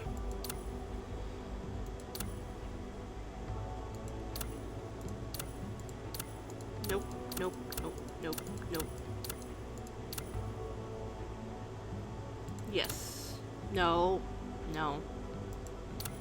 I don't know if I'm gonna keep her in my team though. That's a problem. That's a lot of light damage. Light, fire, fire. No, let me filter her darkness damage. Probably some more too. Yeah, there we go.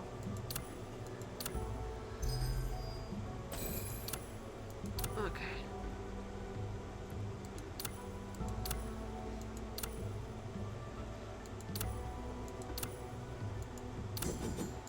Wait, is that what I can toss on Chicha?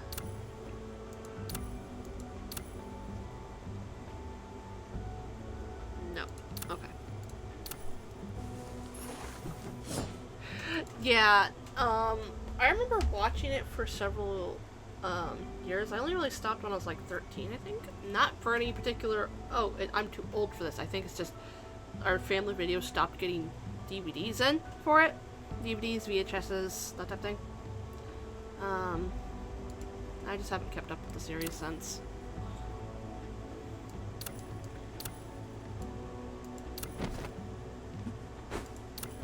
I need to work on her ancient marks anymore. Yeah, I do. You know what? No. You know what? Yeah, sure. Let's try this fucking again. Okay, stage 16. Lovely.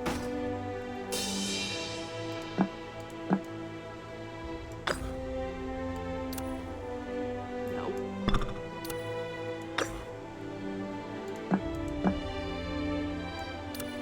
No. That's not gonna work.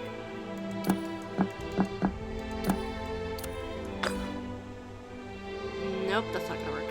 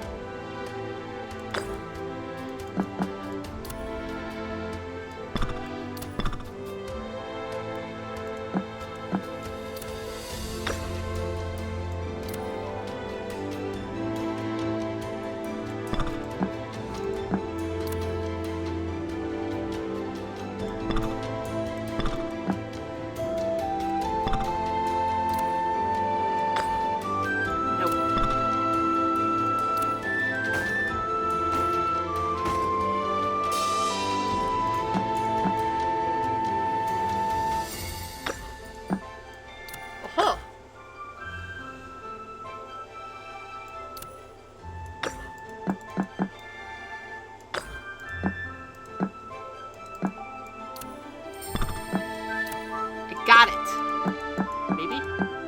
No, I don't got it.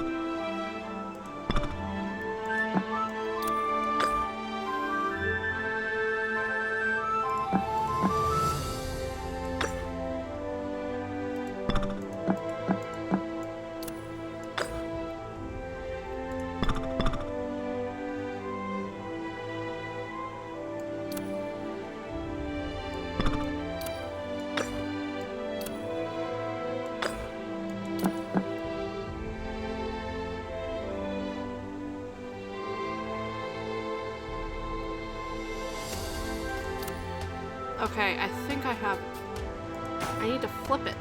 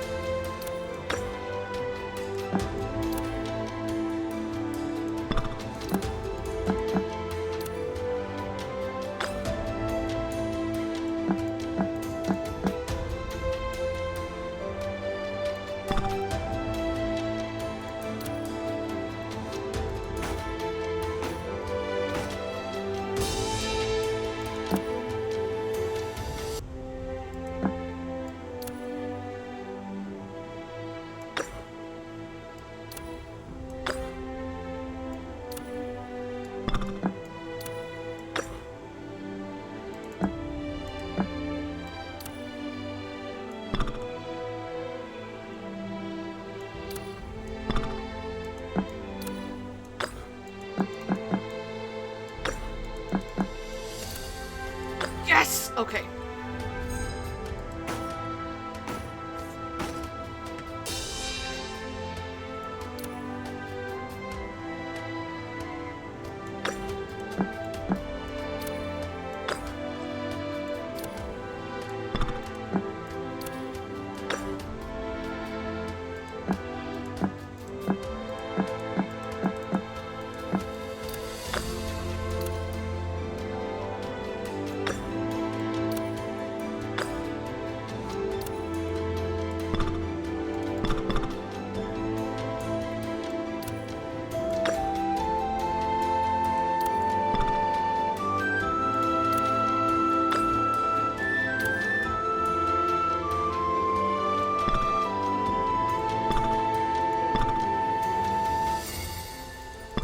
Oh, I see. Okay.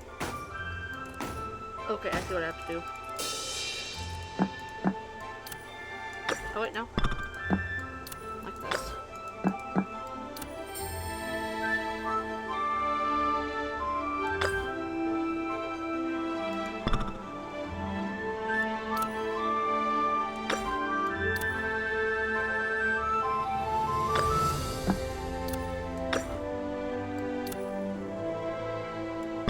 No, I don't see how to do this. I feel very, very stupid. Okay.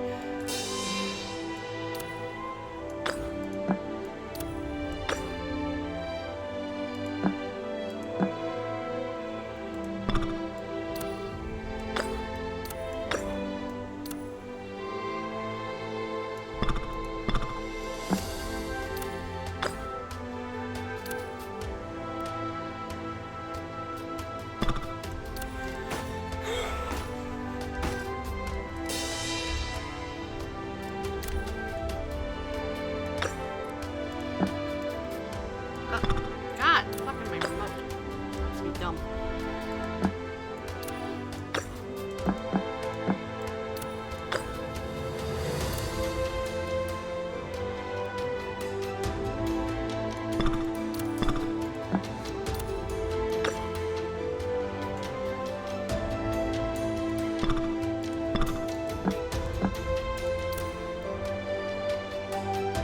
No.